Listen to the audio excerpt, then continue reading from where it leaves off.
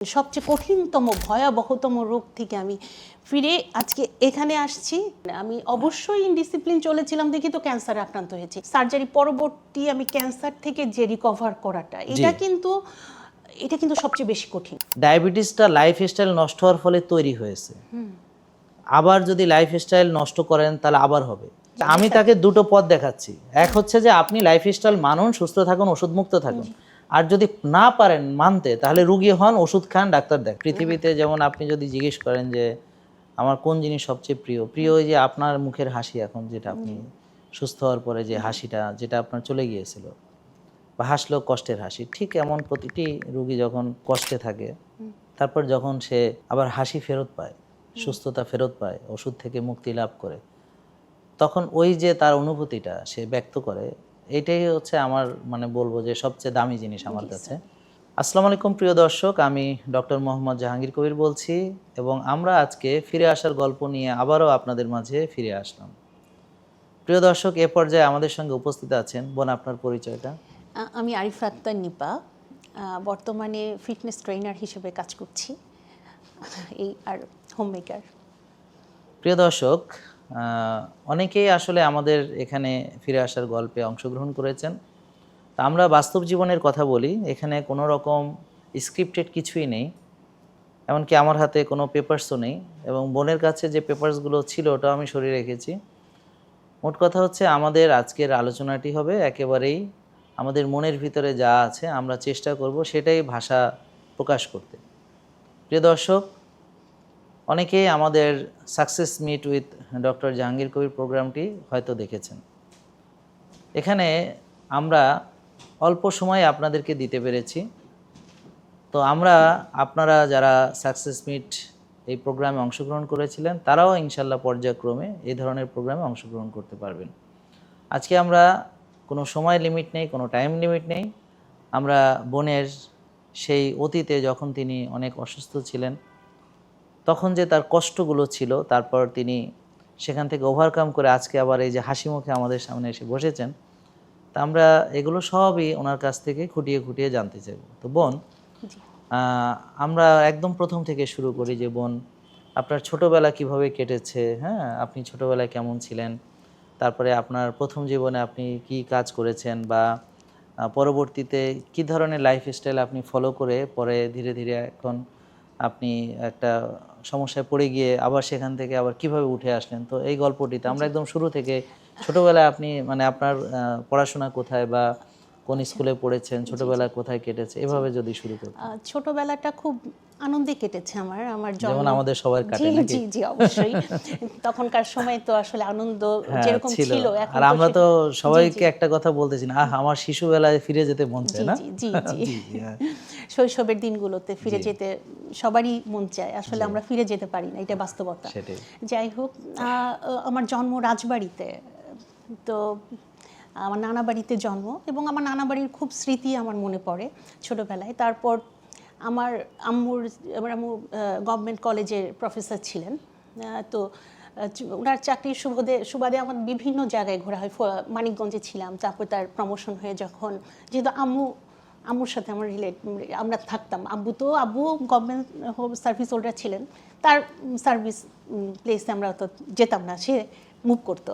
তো আম্মু যখন আবার ফরিদপুরে চলে আসলো, তখন আমরা ফরিদপুরে আসলাম। ওখানে আমি গভর্নমেন্ট স্কুলে পড়াশোনা করি। ওখান থেকে আম্মুর কলেজ থেকে সরকারি শারদা সুন্দরী কলেজ ফরিদপুর, তখন আমার আম্মু ভাইস প্রিন্সিপাল ছিলেন ওখান থেকে আমি ইন্টারমিডিয়েট পাস করি। দেন আমি ঢাকায় চলে আসি চাইল্ড ডেভেলপমেন্ট ফ্যামিলি রিলেশনে পড়তে, হোম ইকোনমিক্স কলেজে। ওখান থেকে আমি অনার্স শেষ করি, ফার্স্ট ক্লাস ফার্স্ট হই, আলহামদুলিল্লাহ। তখন আমার বিয়ে হয়ে গেছে অলরেডি, এবং একটা বাচ্চাও হয়েছে, এবং এই বাচ্চা এবং হাজবেন্ড সহ ফার্স্ট ক্লাস ফার্স্ট হয়েছেন, আলহামদুলিল্লাহ, আল্লাহর অশেষ কৃপা। দেন তারপরে মাস্টার্সে আরেকটা বাচ্চা হয়, তখন আমি ফার্স্ট ক্লাস ফিফথ হয়ে যাই আর কি। দেন চাকরি আসলে হচ্ছে যেটা ব্যাপারটা, যে আম্মু এত ব্যস্ত ছিলেন, তখন আমার কাছে মনে হয়েছে কি একটু বাচ্চাদেরকে সময় দিই, মাকে তো খুব কম পেয়েছি কাছে। তো বাচ্চাদের সময় দিতে গিয়ে সেইভাবে আসলে সেই জবে ওই টাইম বেঁধে জব করাটা আসলে হয়নি। দেন আমি তো একটা সুযোগ চলে আসে, আমার দুটো বাচ্চা যখন আমার বড় বাচ্চাটা 4 বছর, ছোট বাচ্চাটা 2 বছর, তখন আমি চাকরি করি 21 টেলিভিশনে প্রায় 9 বছর। 9 বছর? জি। আচ্ছা আচ্ছা, হ্যাঁ। 9 বছর করেছি। তখন ওখানে কি মানে প্রোগ্রাম? হ্যাঁ, প্রোগ্রাম প্রেজেন্টার হিসেবে আমি লাইভ প্রোগ্রাম করতাম 3-4টা, সাথে রেকর্ডেড প্রোগ্রামও ছিল, মানে সবই টক শো। আচ্ছা আচ্ছা, হ্যাঁ। দেশ জুড়ে সংলাপ, 21শে সকাল, 21শে দুপুর, 21শে সন্ধ্যা। আচ্ছা, আমার আচ্ছা। গেস্ট আসতেন স্যার, আপনার ওরকম ডক্টর আসতেন, অনেক খুব এনজয় করেছি আসলে। এত হাই প্রোফাইল ব্যক্তিত্বদের সাথে কথা বলেছি, টকশোর পরে যে ক্যান্টিনে কথা বলেছি তাদের সাথে, যে জ্ঞানটা আমি অর্জন করেছি অসাধারণ। আলহামদুলিল্লাহ। যে আমি সেক্ষেত্রে আমার প্রযোজক রনি ভাই, উনি যদি দেখে থাকেন আমার প্রোগ্রামটা অবশ্যই দেখবেন, আমি দিব। অবশ্যই আমরা জোর মাসুদুল করে হাসান দেখাবো। রনি, উনি এখন অবশ্য কানাডাতে খুব প্রচন্ড ইন্সপায়ার করেছেন আমাকে, এবং আমি পড়াশোনা করতাম আসলে খুব, যে আসবে মানে এটা খুব পছন্দ করতো সে, যে একটা কিছু নলেজ। এবং আমারও খুব পছন্দ বোন, আমারও খুব পছন্দ যে নলেজ অর্জন করা। হ্যাঁ, এটা আমার খুবই পছন্দ। এটা বলতে পারেন আমার একটা প্যাশন, নেশা, এবং আমার কাজের সঙ্গে এটা স্যার, সেটা সম্পর্ক। বোঝা যায়, আপনাকে দেখে তো এখন আরো ইন্সপায়ার্ড স্যার। আলহামদুলিল্লাহ। হ্যাঁ। সো আমি বলছিলাম, আমার আপার সাথে শেয়ার করছিলাম, স্যারের সাথে বলবো স্যার এত নলেজেবল পারসন, আমি কি কথা, আমি তো সেরকম পড়াশোনা করি নাই আজকে, আমার তো আরো স্যারের এতগুলো ভিডিও আমি কিভাবে এক সময় আমাকে কালকে বিকালে জানানো হয়েছে আমি কিভাবে প্রিপারেশন নেব, তো এই আর কি। আজকে তো আপনার পরীক্ষা না, আজকে হচ্ছে আমার আপনার প্রস্তুতি ছাড়াই আপনার জীবনের সাথে- অভিজ্ঞতা শুনবো। হ্যাঁ, আমরা কোনো প্রস্তুতি ছাড়াই জীবন। জি, জি। তারপর সো এই বিয়ে হয়ে গেল, তো আমি প্রথম থেকে একটু লাইফস্টাইল মেনটেন করার চেষ্টা করতাম, হাঁটা চলা, ইয়োগা না বা হ্যাঁ, মানে physical আপনার exercise, একটা হাঁটা চলা, হাঁটা ছিল, হাঁটতে, কারণ আমার মর্নিং ওয়াকিং। হ্যাঁ, আমার সেকেন্ড বাচ্চাটা হওয়ার পর অনেক ওজন বেড়ে গেল, মানে আমার মনে আছে কত হ্যাঁ হয়েছিল? হ্যাঁ, আমার 5 ফিট 4 ছিল, তো আমার আদর্শ ওজন 60 বা 65 এরকম থাকলে ভালো হতো। আমি প্রায় 85 কেজি, মানে প্রায় ওরকম 90-85-90 এরকম চলে গিয়েছিল। আচ্ছা আচ্ছা, ভাবা যায় না কিন্তু, বোঝা যাচ্ছে। না না, কোনো সমস্যা নেই, আমি এটা মানে আসলে এইরকম অবস্থা থেকে ব্যাক করাটাই তো সফলতা, আমি এই জন্য এটা আমি শেয়ার করতে চাই, ইন্সপায়ার করতে চাই। তো এই ক্ষেত্রে আমার হাজবেন্ড, আমি ফিরে আসছি, আমার হাজবেন্ডের ভূমিকা খুবই গুরুত্বপূর্ণ। কেন? সে আমাকে এমন একটা কথা বললো যে মানে হিট না হলে তো আসলে হয় না, এরকম চিনির বস্তা, চালের বস্তা, এই টাইপের একটা কিছু। হ্যাঁ, তো হিটটা যখন আমার মাথায় লাগলো, আচ্ছা, তখন আমি আসলে যে না, আমাকে এটা থেকে ব্যাক করতেই হবে। মাশাআল্লাহ, তাহলে এটা হয় এরকম না, ভালোই তো। আমি সেজন্য আমার হাজবেন্ডের কাছে কৃতজ্ঞ যে সে হিটটা করেছিল আমাকে। আচ্ছা আচ্ছা, হ্যাঁ। আচ্ছা, যাই হোক, তো আমি এটা করলাম, করে তো এরকম লাইফস্টাইল ফলো করেছি মোটামুটি, কিন্তু ব্যাপারটা হয়েছে যেটা, তখন তো আসলে এরকম মানে পরিবেশটা এরকম, স্যার যে একটা অ্যারাইজ করছে, হেলথ সিস্টেমটাকে অ্যারাইজ করছেন স্যার আপনি। হ্যাঁ, মানে আমি বলবো যে হাঁটা ভালো, হ্যাঁ আমি ইয়োগা করব ভালো, এইটা খালি ভালো কি সেটা আমি জানতাম।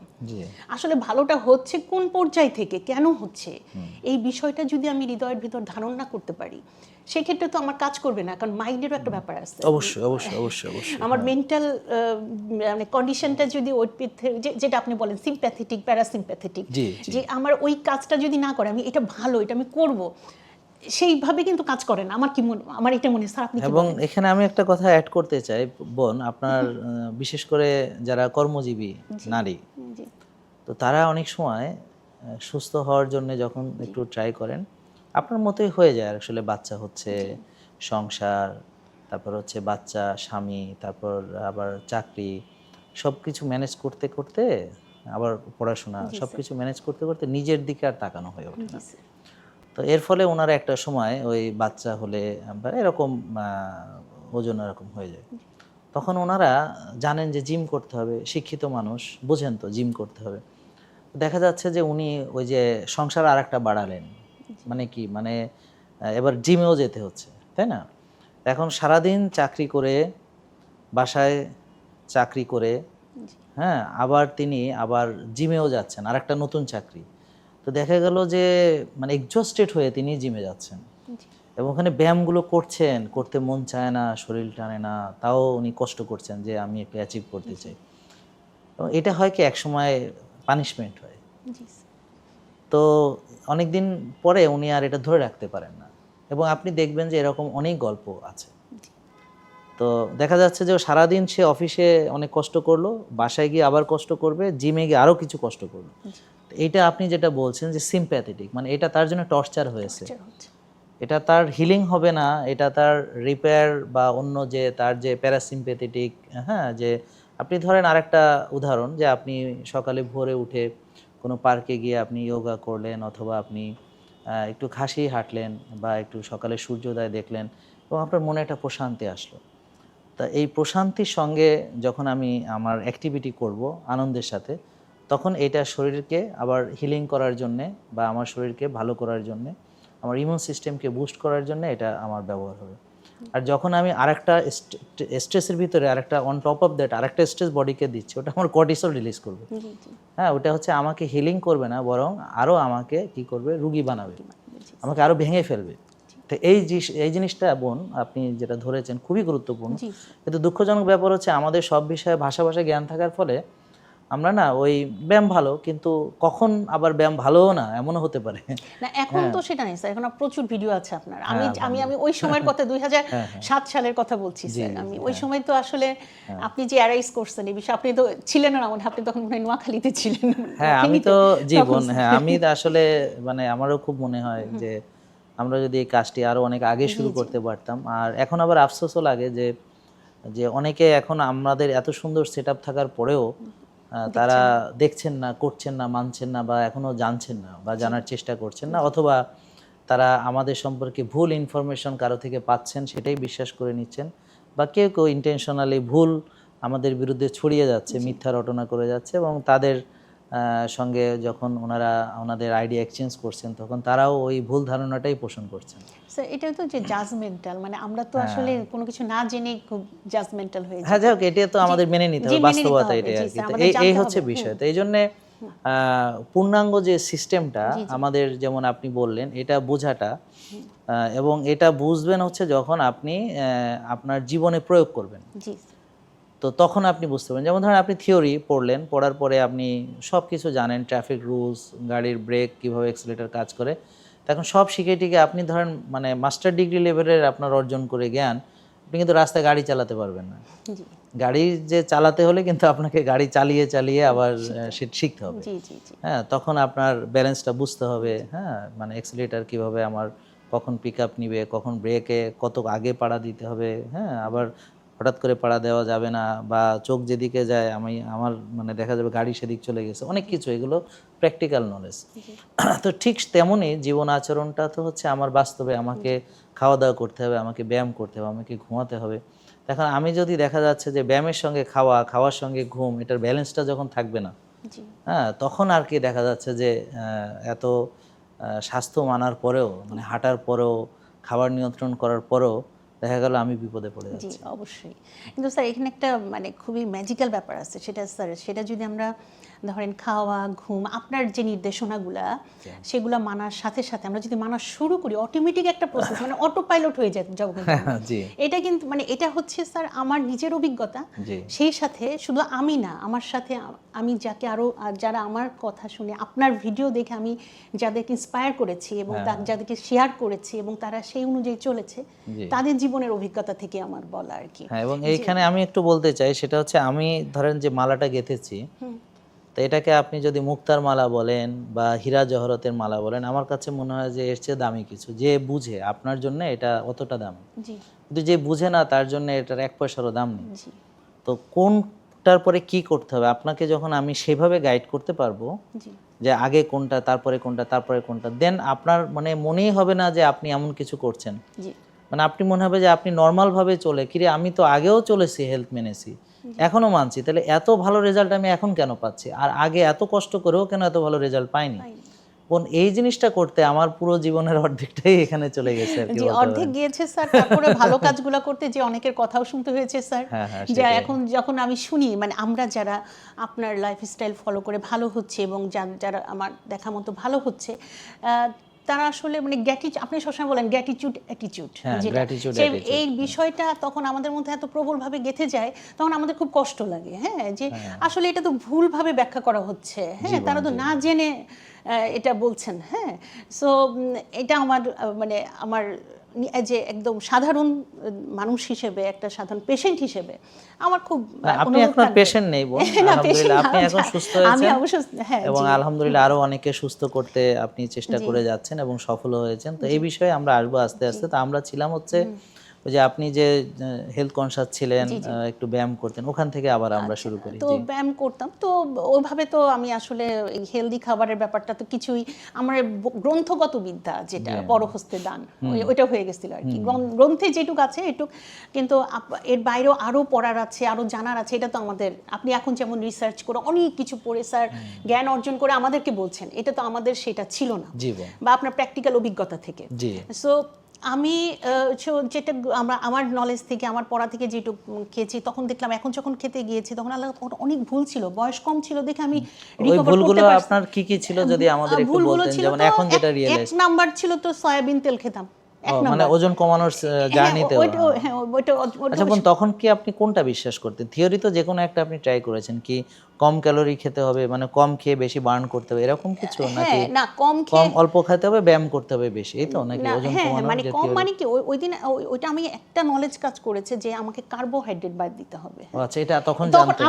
আমি জানতাম মানে কি, আমি নিজে থেকে এটা একটু। আচ্ছা, কারণ সাধারণত তখনকার আপনি যেই সময়টার কথা বলছেন, ওখানে যত ডায়েটিশিয়ানের কাছে যদি যেতেন বা কোনো ডাক্তার বা ওজন কমানোর যে কোনো যে পলিসিটা এখনো যেটা স্টিল যেটা আছে, সেটা হলো অল্প অল্প করে বারবার খাও, কিন্তু ওই সেই রুটি ভাত ওগুলোই মানে ডিভাইডেড করে করে দিচ্ছে। বাট আপনি যখন কম কার্বস খেতে হবে এটা যখন জানতেন, তাহলে বুঝতে হবে যে আপনার কিন্তু একটা ট্র্যাক অন্তত ঠিক ছিল, মোটামুটি মানে এটা অন্তত আপনি সঠিকভাবে জানতেন। তার মানে আপনি ওই সঠিকের ভিতরে কি কি বেঠিক ছিল, তাই যদি বলেন? বেঠিক ছিল হচ্ছে মানে আপনি কার্বোহাইড্রেট কাট করতেন তখন?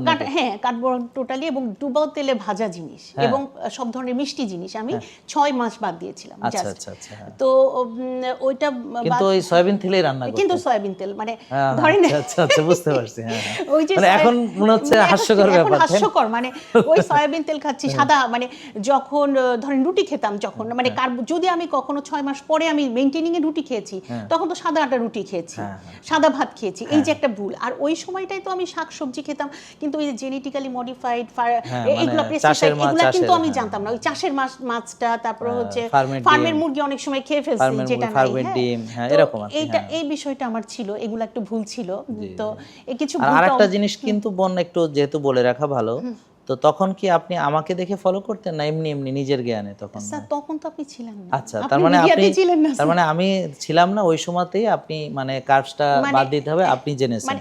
বড় দুঃখজনক ঘটনা, অন্তত তখন এখন পর্যন্ত আমাদের পুষ্টিবিদরা কিন্তু সেই কার্বস কাট করতে হবে এ ব্যাপারে তারা তাদের মেইন স্ট্রিম বলছে না এখনো, অথচ আপনি দেখেন এটা অন্তত জেনেছেন। আরেকটা বিষয় হলো যারা দেখছেন তাদের জন্য, যে যখনই আমি কার্বস কাট করব তখন আমাকে এই যে এমসিটি, তারপর হচ্ছে ভালো নারকেলের তেল, ঘি, মানে গুড ফ্যাট যদি আমি সঠিক মাত্রায় অ্যাড না করি, আর তেল যদি পরিবর্তন না করি, আর প্রোটিনের পরিমাণটা যদি ঠিক না রাখি, তাহলে আমার কিন্তু বিপদে পড়তে হবে। আমার একটু বিপদে পড়েছিলাম স্যার, মানে আমার হচ্ছে কি, তখন তো ওই যে গুড ফ্যাট, অলিভ অয়েল, তারপরে কোকোনাট অয়েল, এগুলা ঘি, এগুলো তো আমি জানতাম ঘি মানে তো খারাপ, ওই ঘি তো খাওয়াই যাবে না। আর ডিমের কুসুম খাই নাই আমি, এটা তো একটা ভুল। আচ্ছা, তাহলে এটা তো বড় একটা ভুল ছিল। ডিমের কুসুম খাই নাই, সাদা অংশ, 4টা ডিমের সাদা অংশ খেয়েছি। অনেকে নিজেকে এটা থেকে বঞ্চিত করেছে। হ্যাঁ, এটা তো আমি জানতাম না আসলে। হ্যাঁ, তারপরে গরুর চর্বি, গরুর মাংস, খাসির মাংস তো ধারে কাছে যাই নাই। এই যে এই বিষয়গুলো, তখন আমি একটু আমার যে লাবণ্যতা ছিল ওটা কমে গেছিল, চুল অনেক ঘন ছিল, আমার চুল পড়ে গেল। হ্যাঁ, এই বিষয়টা কিন্তু আমি এখন এসে বুঝতে পারছি যে ওই সময়টা এই যে আমার ওয়েটটা আমি 60 কেজিতে চলে আসলাম 60 কেজিতে, তো এই বিষয়গুলো অ্যারাইজ করলো, প্রবলেমগুলো, এটা ওই এখন এসে আমি আপনি 90 থেকে 60 এ এসে তখন আপনার দেখা গেল চুল পড়ে গেল, চুল অনেক পাতলা হয়ে গেল, চেহারাটা মানে সেইভাবে সেই অনেক সময় অনেকের কুচকে যায়, হ্যাঁ, স্কিনে অনেক সময় টোনটা নষ্ট হয়, এরকম হয়। জি, এটা ছিল, এই প্রবলেমটা আমি ফেস করেছি। তো এই তো চলে গেল একটা ফেস, এই সময় তখন বাচ্চারা বড়। আপনি আরেকটা কথা বলেছেন, ঠিকই স্যার, যখন আমরা বাচ্চা কাচ্চা নিয়ে এত বিজি হয়েছে, যেটা আসলে আমাদের ঠিক না। হ্যাঁ, না, বাচ্চা শুধু না তো, আপনার বাচ্চা আছে, আপনার জব আছে, আপনার বাবা মায়ের সংসারও আছে, আবার আপনার শ্বশুর শাশুড়ি আছে, আপনার হাজবেন্ড আছে, আপনার তো ফ্যামিলি অনেকগুলা। হ্যাঁ, সেটা তো আর কত প্রবলেম আছে, সবারই কাজ হচ্ছে অন্যকে পেইন দেওয়া। হ্যাঁ, জীবন মানেই তো সমস্যা। সো তখন আমরা এই কাজটা ভালো পারি, যে আমি নিজে পারি না পারি আরেকজনকে আমরা পেইন দিতে খুব ভালো পারি। আর কেউ যখন উঠে যাচ্ছে পিছন থেকে টেনে ধরতে পারি, খুব ভালো পারি। তো তখন আমি এখন বলি আমার সব স্টুডেন্টগুলো, যে এখন একটা সময় যে দেখবা কি, আয়নার সামনে যে আয়নার ওই পাশের ব্যক্তিকে চিনতে পারছো না, এটা কে, এটা কি আমি, এটা আমি এরকম কখন হয়ে গেলাম এরকম। তো এইভাবেই আমি এখন যখন যাই আমার বাচ্চাদের কোনো একটা গ্যাদারিংয়ে, মাদের যখন থেকে, আমার ছোট বাচ্চাটা একটু বয়স কম, তো বড় বাচ্চাটা অনেক 21 বছর বয়স বড় ছেলেটার, ছোটটার তো ছোটটার হচ্ছে 12 বছর। তো ওরা যখন যে তখন আমার কিন্তু গ্যাপ অনেক থাকে ওই মাদের সাথে। ছোট 30-35 বছরের মহিলাদের খুব দেখে খুব কষ্ট লাগেছে, অনেক ওবেসিটি, আমি দেখলি চেহারা দেখলে ওরা নিজেদের দিকে আর তাকানোর চেহারা সময় দেখলে পাচ্ছে বুঝতে না। পারছি চোখের নিচে কালি, খুব ফ্রাস্ট্রেটেড চেহারা, অস্থিরতা, মানে ইনসুলিন রেজিস্ট্যান্ট থাকলে যেমন অস্থির আপনার, আমি পেটে বাজে ব্যাকটেরিয়া থাকলে, মানে আপনার ভিডিও দেখে আমি পেটে বাজে ব্যাকটেরিয়া থাকলে সময় নাই হ্যাঁ, আমার। জি জি জি তো এই তখন আমি বুঝতে পারি স্যার, এই যে আসলে আমাদের সমাজটা আসলে এরকমই, আসলে দেশটা এরকম, অনেক অনেক মেয়েরা মারা এখন এগুলাতে সাফার করছে। জি হ্যাঁ। তারপরে স্যার এই যে আমার প্রোগ্রাম করলাম 9 বছর আমার ছেলে, তো আমার যখন আমার ছেলে মেয়ে হয় 2014 সালে, তখন মেয়েটা হওয়ার পরে তখন ছেলেরা তো একটু বড় হয়, তো ওই সময় আমি করেছি। মেয়েটা যখন 1 বছর হয় তখন আর মিডিয়াটা কেন জানি ছেড়ে দিলাম আর কি, ভালো লাগলো না, যে ওদেরকেও তো সময় দিতে হবে। তখন বাচ্চা 3 জন? হ্যাঁ 3 জন বাচ্চা, 2 ছেলে 1 মেয়ে। সো ওদের সাথেই আর কি সময় কাটালাম। আর আমি যেটা করতাম, কখনো বসে থাকি নাই স্যার, আমি সবসময় কন্টিনিউ, মানে আমার ছেলেদের বন্ধুরা এসে কিন্তু পড়তো আমার কাছে, প্রচুর আমি পড়াতাম।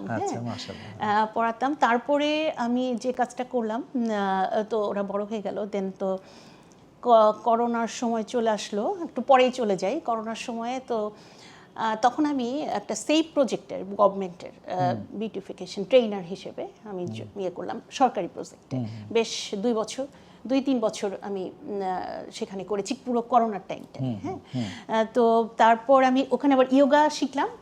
আমি সেক্ষেত্রে আমার খালাতো বোন সাদিয়া তাজমিন দোলার প্রতি খুবই কৃতজ্ঞ। ও খুব ভালো বাংলাদেশের একজন ইয়োগা ইনস্ট্রাক্টর, এবং সে তার প্রচুর সার্টিফিকেট, সে আমাকে কিন্তু হাতে ধরে শিখিয়েছে, এবং তার অর্গানাইজেশনে আমি ট্রেনার হিসেবে অনেকদিন কাজ করেছি, অনলাইনে করিয়েছি। তো করার পরে তো করোনা শেষ হলো, তারপরে আমি এখন চলে আসি 2000, এইভাবে চলো আর কি। 2023 সালে আমি কিন্তু এর মধ্যে কিন্তু এই যে ব্যায়াম করছি, লাইফস্টাইল মেনটেন করছি, কিন্তু স্যার এই যে বিষয়গুলা হেলদি ফুড, এই নলেজটা কিন্তু আপনি তো মনে হয় 19 সাল থেকে বলছিলাম, 19 সালের আগে থেকে কিন্তু আমরা কিন্তু আসলেই ঠিক ওইভাবে কিন্তু জানি না। এই যে প্রসেস ফুড বাদ দিতে হবে, তারপরে হচ্ছে আপনার হচ্ছে গুড ফ্যাট অ্যাড করতে হবে, ডিমের কুসুম ভালো, আমাদের চর্বি ভালো, সব ডিমের না, মানে প্রাকৃতিক ডিমের ভালো। হ্যাঁ তারপরে যে আপনি গরু খাসির চর্বির কথা বলেন স্যার, এটা তো আমরা কোরআনেও আছে সূরাতে, যে নখরযুক্ত প্রাণীকে আমরা হারাম করেছি তাদের জন্য যারা ইহুদি, তার মানে আমাদের মুসলিমদের জন্য সেটা কত মহৎ, এটা কিন্তু আমরা বুঝি নাই স্যার। জি, মানে ওদের একটা গুনার কারণে, তাদের একটা ভালো জিনিস থেকে তাদেরকে এটা আল্লাহ বঞ্চিত করেছে, আর আমরা নিজেরা বঞ্চিত করছি আরেকজনের বুদ্ধিতে। যাই হোক, ওটা এখন অবশ্য চেঞ্জ হয়ে গেছে। এই প্রসঙ্গে বলে রাখা ভালো, প্রিয় দর্শক, তো ডাক্তাররা যখন ওই ডিমের কুসুম ফেলে দিতে যে পরামর্শ দিতেন, বা ঘি না খাওয়ার জন্য, বা তেল ভয় পাওয়া, এবং তেলবিহীন রান্নার যে একটা যুগ গেল, বা লো ফ্যাট খাওয়ার একটা যুগ গেল, হ্যাঁ, যে একটা দুধ থেকে ফ্যাট বের করে লো ফ্যাট মিল্ক, বাহ, তো এটা যে একটা মানে ডগমা ছিল, এবং এটা যে মানে কোনো সায়েন্টিফিক ছিল না, অবৈজ্ঞানিক ছিল, তো এটা এখন ইউএসডিএ স্বীকার করেছে, এবং এফডিএ কমিশনার ডক্টর ম্যাককেরি তিনি নিজেই বলেছেন যে এটা ছিল একটা ডগমা 60 ইয়ার্সের। তো স্যাচুরেটেড ফ্যাটকে মানুষ কালপ্রিট বানিয়েছে, অপরাধী বানিয়েছে। তো এখন অবশ্য তারা বলছে যে রিয়েল ফুডগুলো খেতে, অর্থাৎ গরুর মাংস, গরুর চর্বি, তারপর ঘি, হ্যাঁ, তারপর বাটার, তারপর হচ্ছে তেলের ভিতরে নারকেলের তেল, অলিভ অয়েল, হ্যাঁ, মানে ন্যাচারাল যে খাবারগুলো, মানে রিয়েল ফুড, সবজি, ডিম, মাছ, মাংস, এগুলো যেগুলো আমরা এতদিন বলে আসছি, আর হোল গ্রেন। তো এই কথাগুলোই বলছি। তো পিরামিডটা এখন উল্টে লাটিম হয়ে গেছে, এখন ওই যে পিরামিড আগের মতো নেই। তো দেখা গেল যে আমরা এতদিন যে আন্দোলনটা করছিলাম, তো আলহামদুলিল্লাহ কিভাবে যেন আল্লাহ তাআলা একদম উপর থেকে নিয়ে এটা ওদের সেই জিনিসটাকে আবার উল্টে দিয়েছেন ওদের দ্বারা, এটা আমাদের জন্য অনেক ভালো হয়েছে। তো এটা একটু সবার জানা দরকার, যে এখনো যারা ডিমের কুসুম ফেলে দিচ্ছেন, তো তাদের একটু নলেজটা যদি আপডেট করে নিতেন, তাহলে কুসুমটা খেয়ে মজা পেতেন। আর যারা এখনো গরুর মাংস খেতে ভয় পাচ্ছেন, তারাও যদি নলেজটা আপডেট করতেন, তাহলে আগামী কোরবানিতে মজা করে গরু খেতে পারতেন, হ্যাঁ, চর্বি সহই খেতে পারতেন, গরুর নালা খুব সুন্দর সুড়ুক করে টানতেও পারতেন, নির্ভয়। হ্যাঁ, তো এখন আমরা হালালকে হারাম করে ফেলেছি আমাদের জন্য, বড়ই মানে আমরা দুর্ভাগা। যেখানে আল্লাহই আমাদের জন্য আল্লাহ হালাল আমাদের করে জন্য দিয়েছেন, দিয়েছেন, রহমত দিয়ে রহমত দিয়েছেন। দিয়ে জি দিয়েছেন। জি যাই হোক বোন, মানে ঠিক আছে, তারপরে হ্যাঁ স্যার। তো কিন্তু আমি তো নিজে বুঝি স্যার, এটা তো স্বীকার করতে তো স্যার আসলে করতেই হবে আমাকে। আমি যদি আপনি সবসময় বলতেন, আমি অবশ্যই ইনডিসিপ্লিন চলেছিলাম দেখি তো ক্যান্সারে আক্রান্ত হয়েছি। জিনগত, যে আপনি যেটা বলেন জিনে ধরা, আসলে কিন্তু এটা আমি আপনার সাথে একমত। এই জিন থাকলেও আমি যদি একটু অ্যালার্ট হইতাম, আমি যদি অন্তত আমার ছেলেদের সাথে আমার বিএফসিতে যে কেএফসিতে যে ফ্রাইড চিকেন খাওয়া হয়েছে, আমার চাইনিজ ফুড যেটা মনোসোডিয়াম গ্লুটামেট, আমি তো স্যার চাইনিজ, আমি তো অনেক বাসায় দেখি তাদের কোটা ভর্তি মনোসোডিয়াম গ্লুটামেট তারা দিচ্ছে, টেস্টিং সল নিজেরাই ব্যবহার করে, এগুলো খাওয়া হচ্ছে। তো এরকম করতে করতে স্যার আপনি যখন 19 সাল 20 সাল তখন আর একটা জিনিস আছে বোন, সেটা হলো স্ট্রেস, বুঝছেন? এটা হচ্ছে স্ট্রেস, কারণ আপনার যে ক্যান্সারের জন্য প্রসেসড ফুড যেমন দায়ী, স্ট্রেস দায়ী, স্লিপ কোয়ালিটি দায়ী, বুঝতে পারছেন? তো এগুলো খুব দায়ী। এক্স্যাক্টলি স্যার, আমার প্রচুর স্ট্রেস ছিল এটা। হ্যাঁ, কারণ হচ্ছে যে আমরা যখন মানে একটা ক্যান্সার আর রোগী দেখবে, তার তো বুঝতে হবে কি করে ক্যান্সারটা হয়। তো এই যে স্ট্রেস একটা বড় ফ্যাক্টর। তারপরে ওই যে আমরা যে আপনি প্রসেস ফুডের কথাও বললেন, স্লিপ কোয়ালিটি, হ্যাঁ, আর সবচেয়ে বড় কথা হলো ওই যে নিজেকে আমরা সময় দিতে পারি না। হ্যাঁ, আমি আসলে সময়ও দিতাম না স্যার। এরকম মনে হচ্ছে যে আমি আমার মুখটা কখন ভালো করে ফেস ওয়াশ দিয়ে, মানে আমার ছেলেদের জন্য আমি এত কষ্ট করতাম যে ধুয়েছি, এটা আমার কিন্তু মানে আমি নিজের প্রতি কোনোই যত্ন ছিল না আসলে। হ্যাঁ, আমি খালি ছুটতাম। আর দিন শেষে সবার লাইফে চলে যায়। এই বিষয়টা আমি এখন এসে বুঝি। যাই হোক, তো ক্যান্সারটা আপনি মানে আসলে কিভাবে, বা মানে তার আগে অন্য কোনো রোগ ছিল কিনা? না, আমার আর আলহামদুলিল্লাহ আমার আর কোনোই রোগ হঠাৎ ছিল না। করে আপনি মানে একদম সাডেন কিভাবে এটা? উনি 19 সাল করোনার মধ্যে স্যার আপনার প্রচুর ভিডিও দেখতাম, আমি আসবো এরকম, আমার যেতে হবে স্যারের কাছে, আমার খুব ভালো লাগতো। হ্যাঁ, তো স্যার এত মানে একটা সকলের মঙ্গলের কথা চিন্তা করে মানব হিতৈষী কাজ করছেন, আমার কাছে আমরা খুবই ইন্সপায়ার্ড হতাম স্যার আপনার কথা শুনে। Unconditional love for everyone. জি বোন, সো আপনার আমি এটা মনে হয় আপনার মোটো ছিল না, আমার কাছে মনে হয় যে আমাদের সবসময় এটা, আমাদের ধর্ম তাই বলে, ইসলামও তাই বলে, সবার জন্য শান্তি, এবং এই যে শান্তি ছড়ানো, সবার কল্যাণে কাজ করা। এবং আমরা যদি সবাইকে আনকন্ডিশনাল ভালোবাসি, তাহলে আমাদের আল্লাহ আমাদের আনকন্ডিশনাল ভালোবাসবেন এবং আনকন্ডিশনাল আমাদের পুরস্কৃত করবেন, মানে কোনো কন্ডিশন নেই। হ্যাঁ, যা কত খুশি, যত খুশি, মানে এটা কোনো সীমা পরিসীমা থাকবে না, এরকম আর কি জীবন। তারপর তো হঠাৎ করে 2023 সালে, তো আমি আবার একটু কনসাস ছিলাম কি, মানে তার আগে আমার বড় ছেলের বন্ধুর মা, ছোট ছেলের বন্ধুর মা ব্রেস্ট ক্যান্সারে আক্রান্ত হলো। তো আমি খুবই এটাতে একটু সেলফ অ্যাসেসমেন্ট মানে এটা যদি একটু বলতেন বোন, কারণ অনেক বোনরাও যদি মানে আপনি এখনো বেঁচে আছেন, তো অনেকে তো অসুবিধায় পড়ে গেছে, তো সেলফ অ্যাসেসমেন্টটা যদি একটু বলতেন। না, এটা হচ্ছে তখন আমি একটু অ্যালার্ট হয়ে গেলাম যে আমাকে আমার নিজে থেকে একটু কিছু এক্সামিন করতে হবে, একটু অ্যালার্ট হতে হবে। এত পরিমাণে বেড়ে গেছে যে ক্যান্সার, বিশেষ করে মহিলাদের ব্রেস্ট ক্যান্সার এত পরিমাণে বেড়ে গেছে যে একটু অ্যালার্ট না হলে এ থেকে পরিত্রাণের উপায়, যে কোনো অসুখে একদম প্রিলিমিনারি স্টেজে যদি আমরা ধরতে পারি, তাহলে এটা আমরা তত তাড়াতাড়ি আমি সেখান থেকে কত কষ্ট কম করে, কম খরচে আমি সেখান থেকে বের হয়ে আসতে পারবো এবং পরবর্তীতে সেভাবে মেনটেন করতে পারবো। তো এটা আমি সবসময় এক্সামিন করতাম, কিছু প্রসেস আছে যেভাবে করতে হয়।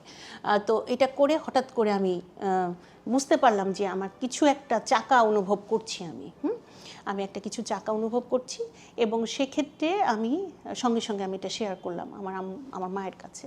তো আমার মা বললো, তুমি এক্ষুনি চলে যাও, মানে তুমি মেমোগ্রাফি করো। তো আমি ওই দিনই মেমোগ্রাফি করলাম, এবং মেমোগ্রাফি করে ওটা আমি না একটু প্লেটটা দেখতে চাইছি, আমি তখনই বুঝছি একটু সামথিং রং। দেন ওই দিনই আমি আল্ট্রাসোনোগ্রাম করেছি, এবং ওই দিনই আমার মানে মেবি ম্যালিগন্যান্ট চলে আসছে, মেবি ম্যালিগন্যান্ট। তো ওই সময়ই আমি ওই দিনই আমার হাজব্যান্ড বায়োপসির একটা সিরিয়াল নিল, আমি তারপরে বায়োপসি করেই আমি ওটা দেখলাম আমি ক্যান্সারে আক্রান্ত স্যার, যে এটা ব্রেস্ট ক্যান্সার। তো ওই সময় আমার মেন্টাল, সবাই ক্যান্সার শুনলে যেটা অনেকটা ভেঙে পড়ে, বা কিছুটা ভেঙে পড়েছি, কিন্তু আমি এটা মেন্টাল মানে আমি শক্তিটা পেয়েছি আমার মায়ের কাছ থেকে, ভীষণ মানসিক জোরদার সো এটা হয়তো এটা আমি জেনেটিক্যালি পেয়েছি, অতটা ভেঙে পড়িনি আল্লাহর অশেষ রহমতে।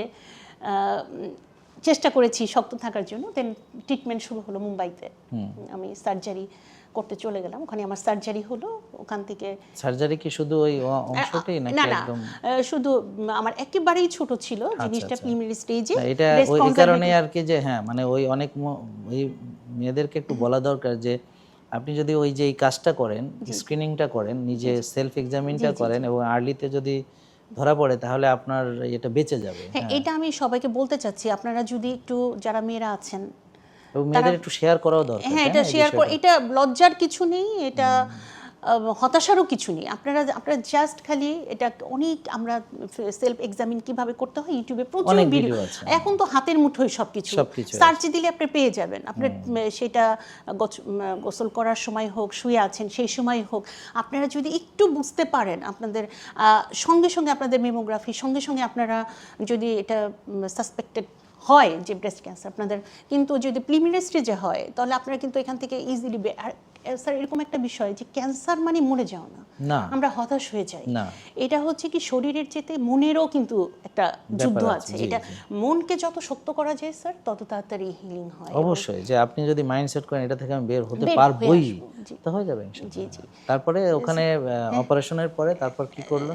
ওখানে দেখলো যে আমার লিম্ফ নোটেও যায় নাই, আলহামদুলিল্লাহ। এটা অনেকটা আমি মনে করি স্যার কিছুটা হলেও তো স্যার এই যে হেলথ নলেজ, হেলথ খাবার এরিয়া না থাকলেও আমি যে লাইফস্টাইল, কিন্তু অনেকে কিন্তু এটা একটু ভুল বাড়ে, নিপা আপার হয়েছে উনি এত হেলদি লাইফ করে ও অনেক, তাহলে আমি আর করবোই না। আসলে তো এটা না, আমারও তো এর ভিতরে কিছু ভূত ছিল, শোষের মধ্যে তো ভূত থাকে স্যার। না ভূত মানে এটা তো হচ্ছে যে ওই যে বললাম পূর্ণাঙ্গ না জানা, পূর্ণাঙ্গ হয় নাই স্যার। হ্যাঁ, সো এই যে কিন্তু তারা এটা বুঝে এখন যে আমি এই যে বের হয়ে আসছি ওটার জন্য কিন্তু স্যার। অবশ্যই। হ্যাঁ, তো তারপরে তো স্যার আপনার তো আমি এখানে আমার দুইটা ফেজ ক্যান্সারের, একটা হচ্ছে সার্জারি গেল এবং সার্জারি পরবর্তী আমি ক্যান্সার থেকে যে রিকভার করাটা, এটা কিন্তু সবচেয়ে বেশি কঠিন। কারণ ক্যান্সার একবার হলে আবার হতে পারে এবং কাটার পরেও হতে পারে। এটা একটা প্রক্রিয়া, যেভাবে হয় সেই প্রক্রিয়াটা যদি বডির ভিতরে থাকে তাহলে বারবার হতে কোনো প্রবলেম নেই। জি জি জি, আমি যতই কিছু করি না কেন। জি স্যার। স্যার ওখানে আরেকটা বিষয় আমি যেটা দেখেছি যে আমি টাটাতে, তো মুম্বাই টাটাতে করেছি, ওখানে কিন্তু স্যার আমি যে এমনও পেশেন্ট দেখছি যে আরও কঠিন ক্যান্সার পেশেন্ট একদম বিছানায় থাকা পরের দিনই কিন্তু তাদের ফিজিক্যাল এক্সারসাইজ ইয়োগা শুরু হয়ে গেছে একদম ওই দিন থেকেই। এইটা আমাকে ভীষণভাবে ইন্সপায়ার্ড করেছে এই যে এই বিষয়টা।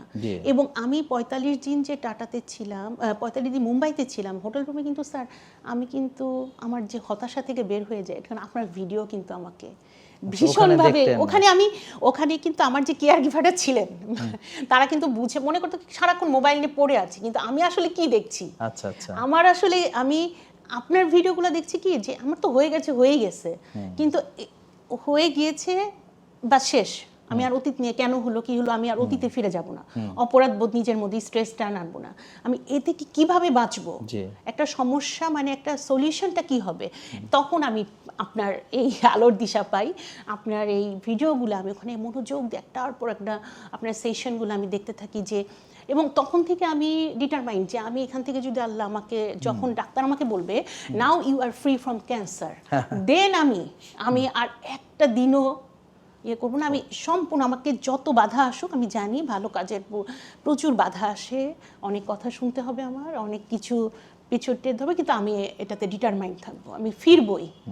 সো আমি যখন চলে আসলাম, আপনি তো জানেন স্যার কেমো একটা বিশাল, সবচেয়ে বিষাক্ত, চুল কি ছিল নাকি সবচেয়ে বিষাক্ত একটা মেডিসিন ঢুকছে, কিন্তু আমার চুল স্যার আসলে অনেক বড় বড় ছিল, এত বড় বড় ছিল।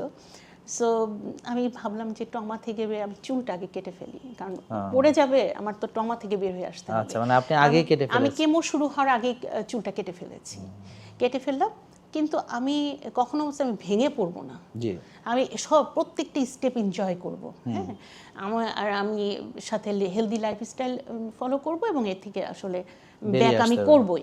এবং আমি এটা আপনার অনেক ক্যান্সার ভিডিও ছিল, এটা হচ্ছে যখন কেমোটা যাবে আমার পুরা সেলগুলা ধ্বংস হয়ে যাবে, তখন তো আমার নতুন সেল হবে, তখন তো আমি একটা নতুন বডি ফিরে পাবো, তখন তো আমার যেই চুল ছিল তার চেয়ে আরো ভালো চুল হবে যদি আমি লাইফস্টাইল মেনটেন করি।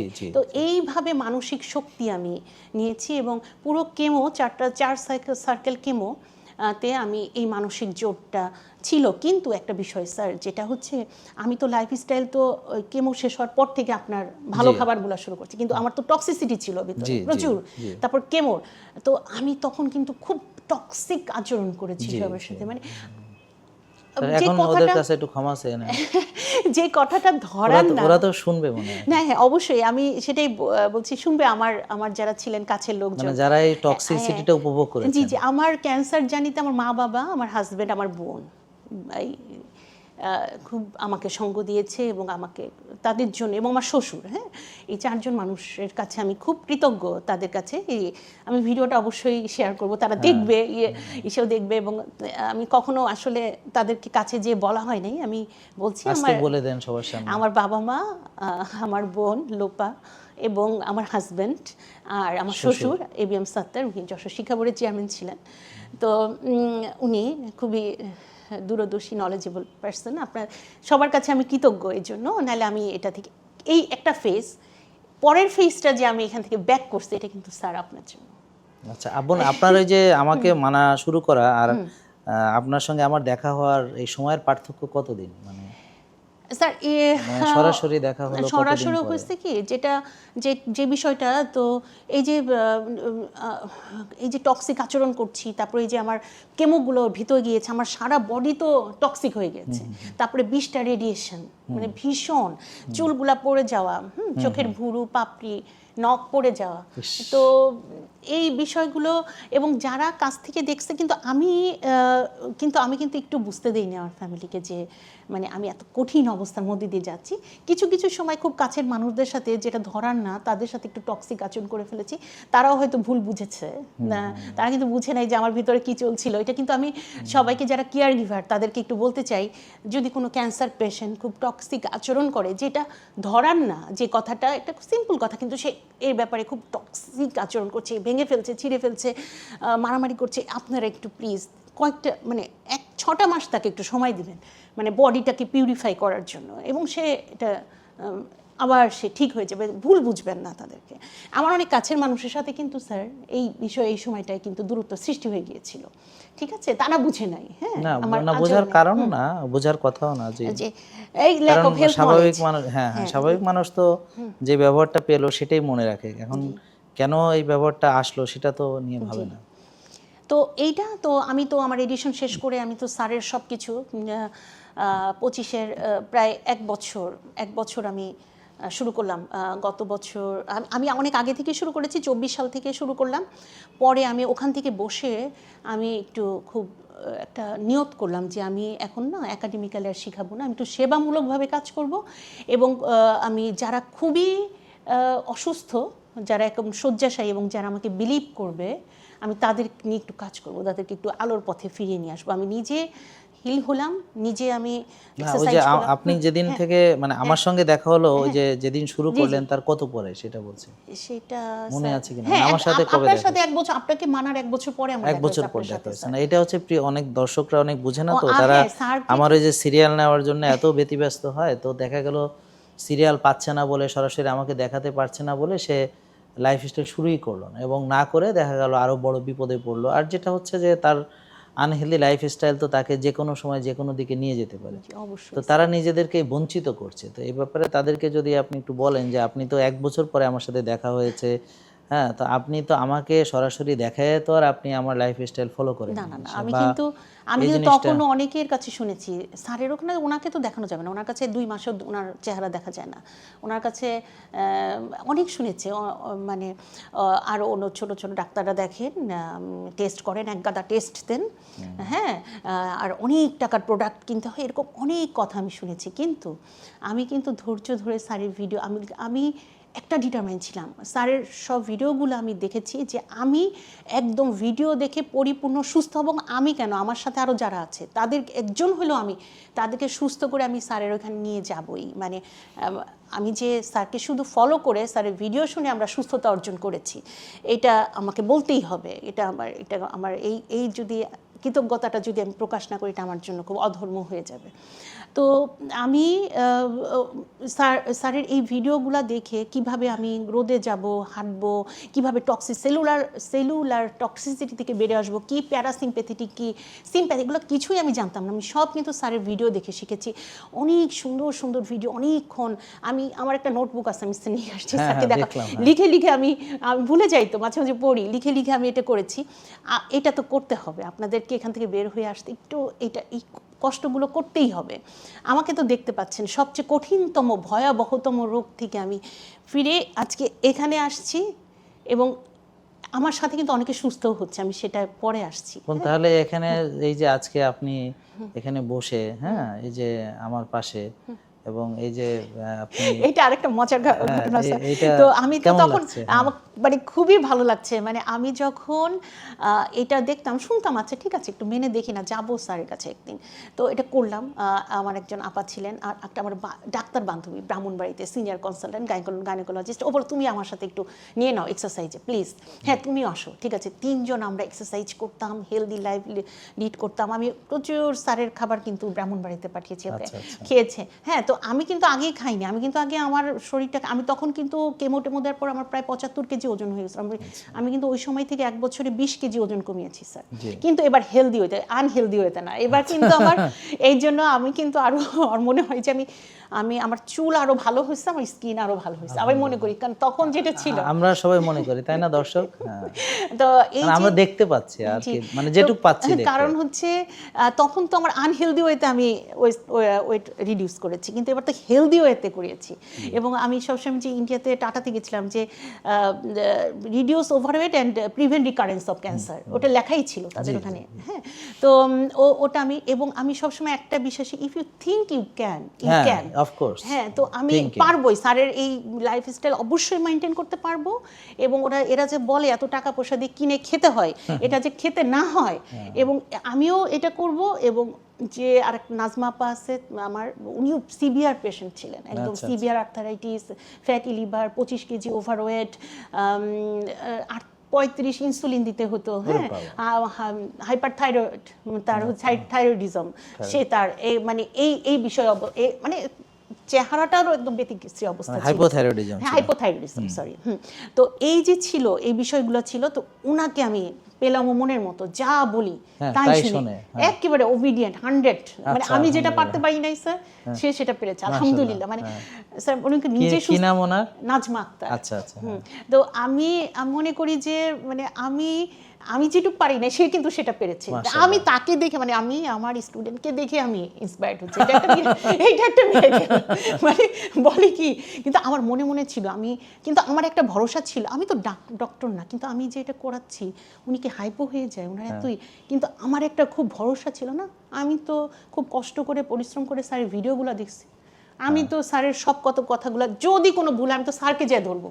আমি তাহলে তো একটা ভুল হন না, আমার তো ধরার একটা মানুষ আছে, আমি যাবো সেখানে যদি সে কিছু হয়। তা আমি এরকম করে করে তাকে সব কিন্তু ওষুধও ছাড়াইছি। আলহামদুলিল্লাহ, তো আপনি ডাক্তারের চেয়ে বড় কাজ করে ফেলাইছেন।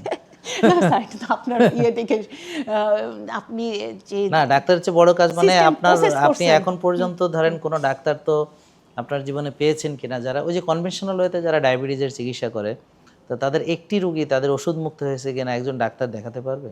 যারা 6 বেলা চিনি খেতে পরামর্শ দেয়, দেখাতে পারবে না। তো আপনার তো অন্তত একজন হয়েছে, তো আপনি তো একটা রোগী আপনার আছে, তাহলে ওদের চেয়ে 2 জন, তাহলে আপনি আরো আছে স্যার, পিসিও কনসিভ করেছে, আমি তো প্রচুর, আলহামদুলিল্লাহ। আচ্ছা, তাহলে এক এক করে শুনবো আর কি। তাহলে তো আপনি বড় ডাক্তার, আলহামদুলিল্লাহ। না, এটা আমার বান্ধবী senior consultant Kamrun Nahar, doctor Kamrun Nahar, CMC ব্রাহ্মণবাড়িয়াতে, আমি ওর কাছে খুব কৃতজ্ঞ। ও আমার কাছে ব্যায়াম করার পর ও বলছে, তুমি পারবা, তুমি কেন, তুমি পারবা, আমি বললাম তুমি পারবা, আমি তোমাকে পেশেন্ট রিকমেন্ড করবো, পেশেন্টগুলোকে বাঁচাইতে হবে। মানে স্যার, আমি, আপনার নামটা কি রিপা না নিপা? নিপা, আরিফা আক্তার নিপা, NIPA, নামটা ঠিকই আছে। তো ও এটা বুঝেছে যে আমি অনেকটা আপনার সাথে খুব সিমিলারিটি পাই, এই যে ও কথাটা যে না আমি তো ওষুধ দিয়ে এদেরকে ভালো করতে পারছি না, এদেরকে তো ওয়েট রিডিউস করতে হবে, 8% 8% ওয়েট রিডিউস করলেই সে তার ওভুলেশনটা ভালো হবে, পিসিওতে কি হবে। তো ও আমার পেশেন্টগুলা, এবং আমাকে যখন লাইভ এসে বলে ম্যাম আমি কনসিভ করছি, আমার যে কি ভালো লাগে। আবার কামরুন নাহার আমাকে ফোন, এই তোমার একটা পেশেন্ট কিন্তু কনসিভ করতে আসছিল। আলহামদুলিল্লাহ, আলহামদুলিল্লাহ, মানে এটা আমার কাছে খুব ইন্সপায়ারিং। এটা তো মানে এই যে আপনি বিনামূল্যে কাজটা করছেন, আল্লাহ নিশ্চয়ই আপনাকে যা যা দিবেন অবশ্যই। প্রথম দিকে কিন্তু স্যার সেবামূলক, পরে কিন্তু আমি এখন কিছু নেই। না সেটা নেন, যে আমার কথা হচ্ছে যে আপনার ওই যে ব্যায়ামে করালে তো আপনার সেশন নেবেন না, আপনি ইয়োগা করাচ্ছেন আর আপনার এত মূল্যবান সময় দিচ্ছেন, সেটা আমার বলছি। কিছু ইয়ে আছে, কিন্তু আপনার যে মনে করেন যে এই যে রোগীগুলো তো এরা সুস্থ হতে পারছে না, এই যে সুস্থ তারা তো হতে পারছে, জি হ্যাঁ স্যার, সেটাই এইটা এই বিষয়ে আমার এত মানে আমি এত ভালো লাগে। এবং স্যার আরও আছে একটা নিউরোভাস্কুলার ডিজিজ নিয়ে আসছে একটা মেয়ে, মানে এটা একটা ম্যাজিক। এই যে লাইভ ওদের আমি প্রথমেই তো হার্ড লাইনে যাই না স্যার, প্রথমে আগে তেলটা ছাড়াই আপনার, প্রথমে আগে তেল, তারপর সব ধরনের মিষ্টি, মানে যেগুলো বিষ, ওইটা নিয়ে তারপরে আস্তে আস্তে বাইরের খাবার, তারপরে ডুবা তেলে খাবার, এরকম করে 1 মাসের মধ্যে কিন্তু আমি এগুলো বাদ দিয়ে ফেলি স্যার, আলহামদুলিল্লাহ। তারপরে হোল গ্রেন, হ্যাঁ মানে তোমাদের যা আছে আগে খাও, আগে লাল চাল জোগাড় করো খাও, তারপরে ব্যায়াম, তারপরে যে তোমরা করো বৃক্ষ মেডিটেশন করো, তোমাদের গাছ প্রচুর আছে, পাগল বলে বলুক, সারে একটা কথা যে পাগল যখন বলবে তখনই তুমি ঠিক লাইনে আছো। নাহলে আপনি তো ফলো করছেন, বুঝবো কিভাবে? পাগল না বলে তো বোঝা যাবে না। কেউ যখন মানে ফলো করে তো ধরেন আশেপাশের লোক তাকে পাগল বলছে, তাহলে বুঝবো না ও ঠিকঠাক ফলো করতেছে। আর যদি দেখি যে কেউ কিছু বলতেছে না, তাহলে বুঝবো ফলো করে নাই, কারণ তাহলে তো ও তো মানে ওরে দেখা তো কারো কিছু আলাদা মনে হইতেছে না, এই কারণে বলি আর কি। তো এইটা এই যে যখন তার রংগুলা ঠিক হয়ে যাচ্ছে, প্রথমে ব্ল্যাক থেকে অ্যাশ থেকে আস্তে আস্তে নীলাভ, মানে ওই কোল্ড থেরাপি হট থেরাপি, আমি বলছি তুমি এটা প্রতিদিন করতে থাকো। এই যে স্যার এখন হচ্ছে কি ওরা অত দূর থেকে ওরা বুঝেও না স্যার, আপনার ভিডিওগুলা যখন আমি শেয়ার করি, আপনার কথাগুলো বলি, তখন কিন্তু ওরা এটা নেয়। হ্যাঁ, সবাই তো আসলে ওই মেন্টালিটি থাকে না, কাজের প্রেসার, ওরা ব্রাহ্মণবাড়িয়াতে থাকে, ছোট ছোট বাচ্চা, আমি সেটাই বলি মানে সময় থাকে না।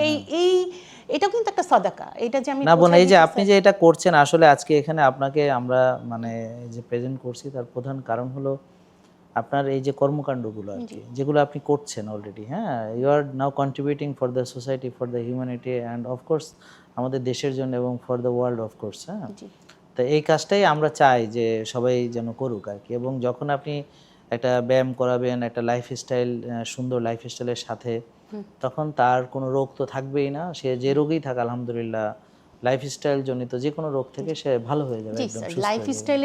লাইফস্টাইল ডিজিজগুলো আসলে আমি আপনাদের কি বলবো, আমি তো শুধু আমার এক্সপিরিয়েন্স না, আমি তো আপনার শুনলেনই আমি কিন্তু ডক্টর কতজন আপনার মনে করেন যে পরামর্শ পেয়ে ভালো মানে আপনার গাইডেন্সে বলবো, মানে পরামর্শ এবং গাইডেন্স 20 জন।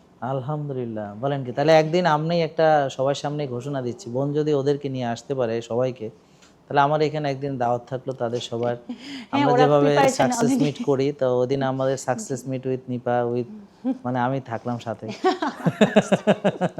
স্যার আপনার সাথে দেখা হওয়ার মুহূর্ত তো আমি বলি নাই, তো সেটা আসলে অনেকটাই মানে কি বলবো এক্সাইটমেন্ট কাজ করেছিল আমার ভিতরে। সেটা হচ্ছে আমি তো এরকম নাজমা বললাম হ্যাঁ করেন, আপনি করেন, আমরা করি, আমি বুঝবো আপনি কখন দিনের জন্য উনি অসুস্থ, এটা আল্লাহর অশেষ রহমতও লাগে স্যার, এটা আমি মনে করি মহান সৃষ্টিকর্তার অশেষ রহমত ছিল, আল্লাহ ভালো করেন, আমরা তো শুধু মানি। হ্যাঁ, অশেষ রহমত ছিল দেখে এই পুরো জার্নিটা সে করতে পেরেছে। তার তো একটা পা ভেঙে যেতে পারতো এর মধ্যে, তার তো একটা কোন একটা অ্যারেঞ্জ করতে পারতো স্যার, একটা ফ্যামিলিতে কোন আল্লাহ তো এই দিকে রহমত দিচ্ছে স্যার। আমি তো এটা সবসময়কে বলি যে আল্লাহ তো এই যে আমার কাছে এটা খুব চ্যালেঞ্জিং, ওনার মানে বিশেষ করে আমার থেকেও মনে করি নাজমা আপার ফিরে আসাটা অনেক বেশি চ্যালেঞ্জিং, কারণ আপনার ওই যে ওই ডাক্তার বান্ধবী, হ্যাঁ, তা উনি ডাক্তার, তো আমাকে তো ডাক্তাররা তেমন দেখতে পারে না আমি যতটুকু জানি, কিন্তু ওনার কি আমার ব্যাপারে কোনো অ্যালার্জি নাই?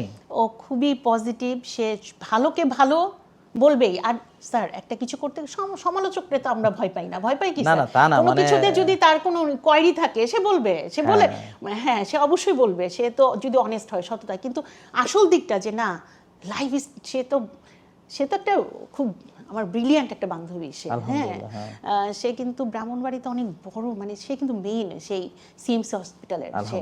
হ্যাঁ, আমি তার কাজ দেখেছি, মানে কি কনফিডেন্ট সে সার্জারিগুলা, এবং সে খুব ন্যাচারাল, মানে নর্মাল ডেলিভারিতে তার সে কিন্তু উৎসাহিত করে। আলহামদুলিল্লাহ, এটাই তো ভালো। সে কিন্তু খুবই মানে ভালো ধর্মীয়, মানুষের তো এটাই তার সেটা পরিচয়। সাদা কাজ একদম। স্যারের মানে স্যার যেমন একটু রিলিজিয়াস দিকটা বেশি আপনি চিন্তা ভাবনা করেন না, আমাদের আমি বলে না, আমার তো রিলিজিয়াস চিন্তা করব, রিলিজিয়াস চিন্তা কেন, আমরা এই পৃথিবীতে যিনি আমাদের পাঠালেন তিনি আমাদের একটা অবশ্যই মানে কারণ আছে বলে তো পাঠিয়েছেন, তাই না?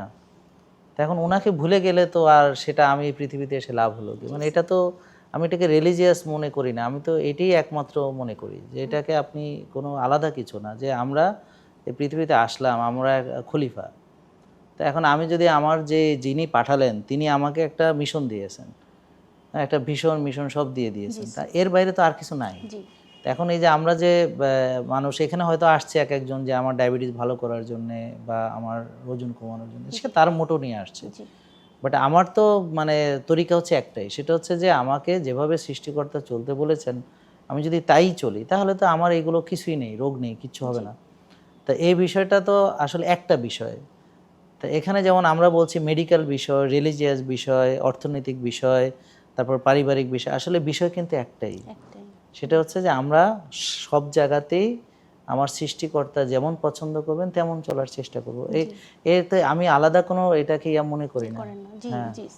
এটাই তো আমার সেই আমার এই মানুষের জন্য যে করছি, তার মধ্যে তো 3 জন মানুষকে আমি খুবই নিজের অন্তঃস্থল থেকে ভালোবাসার শুভকামনা দেওয়া। সে হচ্ছে আমাকে যে যোগা, আমি যার কাছ থেকে সবকিছু যোগার খুঁটিনাটি শিখেছি, সাদিয়া তাজমিন দোলা।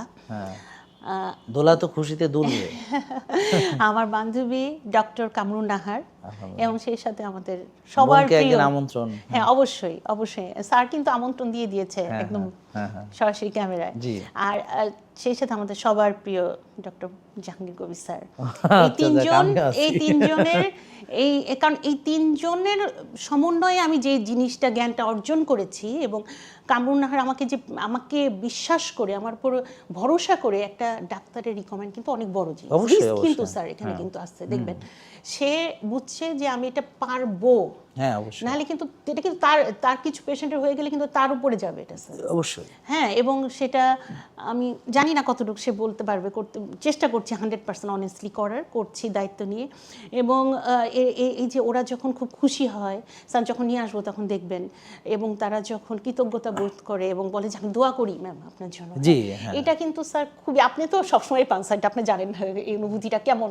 না, আমার তো এটাই বেঁচে থাকার প্রেরণা পৃথিবীতে। যেমন আপনি যদি জিজ্ঞেস করেন যে আমার কোন জিনিস সবচেয়ে প্রিয়, ওই যে আপনার মুখের হাসি, এখন যেটা আপনি সুস্থ হওয়ার পরে যে হাসিটা যেটা আপনার চলে গিয়েছিল, বা হাসলেও কষ্টের হাসি, ঠিক এমন প্রতিটি রোগী যখন সে কষ্টে থাকে, তারপর যখন সে আবার হাসি ফেরত পায়, সুস্থতা ফেরত পায়, ওষুধ থেকে মুক্তি লাভ করে, তখন ওই যে তার অনুভূতিটা সে ব্যক্ত করে, এটাই হচ্ছে আমার মানে বলবো যে সবচেয়ে দামি জিনিস আমার কাছে।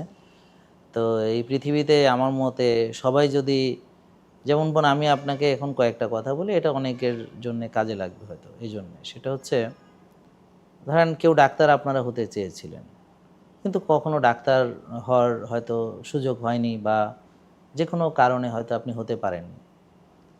কেউ হয়তো ভেবেছিলেন যে আমি পৃথিবীর জন্য কিছু করব, কিন্তু আজকে হয়তো আপনি সেগুলো সব ভুলে গিয়েছেন, মানে এখন মনে পড়ছে না, বরং আপনি সংসার সব কিছু চাপের ভিতরে নিজেকে হয়তো হারিয়ে ফেলেছেন। এই যে পৃথিবীর জন্য করার যে একটা মন মানসিকতা আপনার ছোটোবেলা থেকে হয়তো ছিল, একসময় খুব চাইতেন, কিন্তু আপনার জীবন থেকে সেটা এখন আর অপরচুনিটিও হয়তো খুঁজে পাচ্ছেন না যে কিভাবে কি করব। আপনাদেরকে একটা কথা বলি, আপনারা জেকে লাইফস্টাইল ফলো করুন, এবং নিজে সুস্থ হয়ে আপনি দেখবেন যে আপনি অনেক অপরচুনিটি ক্রিয়েট হবে। যেমন বোনের এখন ডাক্তারের চাইতেও উনি বড় ডাক্তার হয়ে গেছেন, বা একজন হিলারের চাইতেও বড় হিলার হয়ে গেছেন, অথচ ওনার জার্নিটা শুরু হয়েছিল নিজেকে ফিরে পাওয়ার জন্য। আর আজকে উনি ফিরে পেয়ে আরও অনেকে এই পথে নিয়ে আসার জন্য উনি চেষ্টা করে যাচ্ছেন, এবং ওনাকে আমি বলবো যে উনি হলেন যে এখন অনেকটা পরশ পাথর, যে ওনার ছোঁয়ায় যে আসবে তারই আবার স্বর্ণ হয়ে যেতে হবে, তার রোগগুলো থাকবে না, চলে যাবে। এরকম কিন্তু যে কেউ হতে পারে। জাহাঙ্গীর কবির সবাই না হতে হয়তো পারবে না, ডাক্তার হতে হবে অনেক কিছু, কিন্তু নিপা সবাই হতে পারবে, কিন্তু নিপা কিন্তু সবাই হতে পারবে। স্যার আপনি সবসময় বলছেন যে নিজে ইঞ্জিন হতে হবে আর ইঞ্জিন তৈরি করতে হবে, বগি হলে হবে না। আমি কিন্তু স্যার চাই যে আরো ইঞ্জিন তৈরি করতে, আমি সেটাও কাজ করতেছি স্যার। এইটাই বলছি, আমি এইটাই বলছি যে এখন যদি বাংলাদেশে আমাদের যত নারী আছেন সবাই যদি চায় যে আমি নিপার মতো হতে চাই, কিন্তু তারা পারবে। কেননা আপনি তো ধরেন অনেক পড়াশোনা অন্য লাইনে করেছেন, তাই না? কিন্তু ডাক্তারি লাইনে তো আর কখনো করেন না। কিন্তু আপনি যদি ধরেন একটা পিসিওএস রোগী, তার হিলিং এ আপনি সাহায্য করছেন, তারপরে একটা ইনফার্টিলিটি রোগী, তার কনসিভে আপনি সাহায্য করছেন, ঠিক আছে? তো এখন আরো অন্যান্য যারা হয়তো, যেমন এই যে বোনের কথা বললেন ইনসুলিন নিত, সেখান থেকে আপনি তাকে বের করে নিয়ে আসতে গাইড করেছেন। তো এখন এই যে আপনি ডাক্তার না হয়ে যে কাজটা করেছেন, সেটা তো কয়টা ডাক্তার আছে বাংলাদেশে যারা এই দাবি করতে পারবে যে আমার একটা রোগী এটা পেরেছে। তো এই জন্য বললাম যে যারা ডাক্তার হয়েও যারা রোগীকে ভালো করতে পারছে না, কিন্তু আপনি না হয়ে পারছেন, তার মানে এখন হয়তো আপনি গিয়ে এমবিবিএস পড়তে পারবেন না, অনেকেই পারবে না, একটা এমবিবিএস সার্টিফিকেট নিতে পারবে না, কারণ তার সেই বয়স নেই। কিন্তু আপনি যা করেছেন সেটা কিন্তু চাইলে সবাই করতে পারবে, পারবে না? কারণ সে আপনি সব শিখে টিকে নিজে অ্যাপ্লাই করে তাকে গাইড করছেন, পারবে না? এটা অবশ্যই অবশ্যই, মানে এই অপরচুনিটি সবার আছে না? জি ওই যে স্যার দুইটা, একটা হচ্ছে আনকন্ডিশনাল লাভ ফর এভরিওয়ান, আর হচ্ছে if I think I can. Yes, এই দুইটা যদি কারো এটা তো সবার হওয়া সম্ভব। জি তাহলে আমরা চাই এই জিনিসটা, আমাকে অনেকে বলে আমরা অনেক ডাক্তার জাহাঙ্গীর কবির আরো অনেক কম চাই, আমি বলি যে না, আপনারা ওর মতো চান যে হ্যাঁ আমরা অনেক নিপা চাই, অনেক জালাল ভাই চাই, হ্যাঁ অনেক রুহুল আমিন ভাইয়ের মতো চাই, যে যারা নিজেরা সুস্থ তারা শুধু এই মানে সুস্থতার বার্তা মানুষকে ছড়াবে এবং তাদেরকে এই লাইনে নিয়ে আসবে। তো বোন, এই পর্যায়ে আপনার মানে যে অনুভূতিটা আজকে, যে এই যে এখন আপনি এই সবার সামনে কথাটা বলতে পারছেন, শেয়ার করতে পারছেন, একসময় আপনি মিডিয়াতে কাজ করতেন, মিডিয়া ছেড়ে দিয়েছেন, কিন্তু আজকে আবার সেই ক্যামেরার সামনে আপনি বসে আছেন। আমি খুব এক্সাইটেড, কারণ হচ্ছে আবার সেই, কিন্তু তখনকার ক্যামেরায় বসা এখনকার ক্যামেরা অনেক পার্থক্য অবশ্যই। সেটা হচ্ছে আমি একটা কঠিন যুদ্ধ জয় করে এসে আমি এখানে আমি অভিজ্ঞতাটা বলছি, এবং যাদেরকে আমি মেন্টর ভাবি, যাদেরকে আমি মনে করি আল্লাহর রহমত, মানে সেরকম একজনের সাথেও আমি বসে আছি।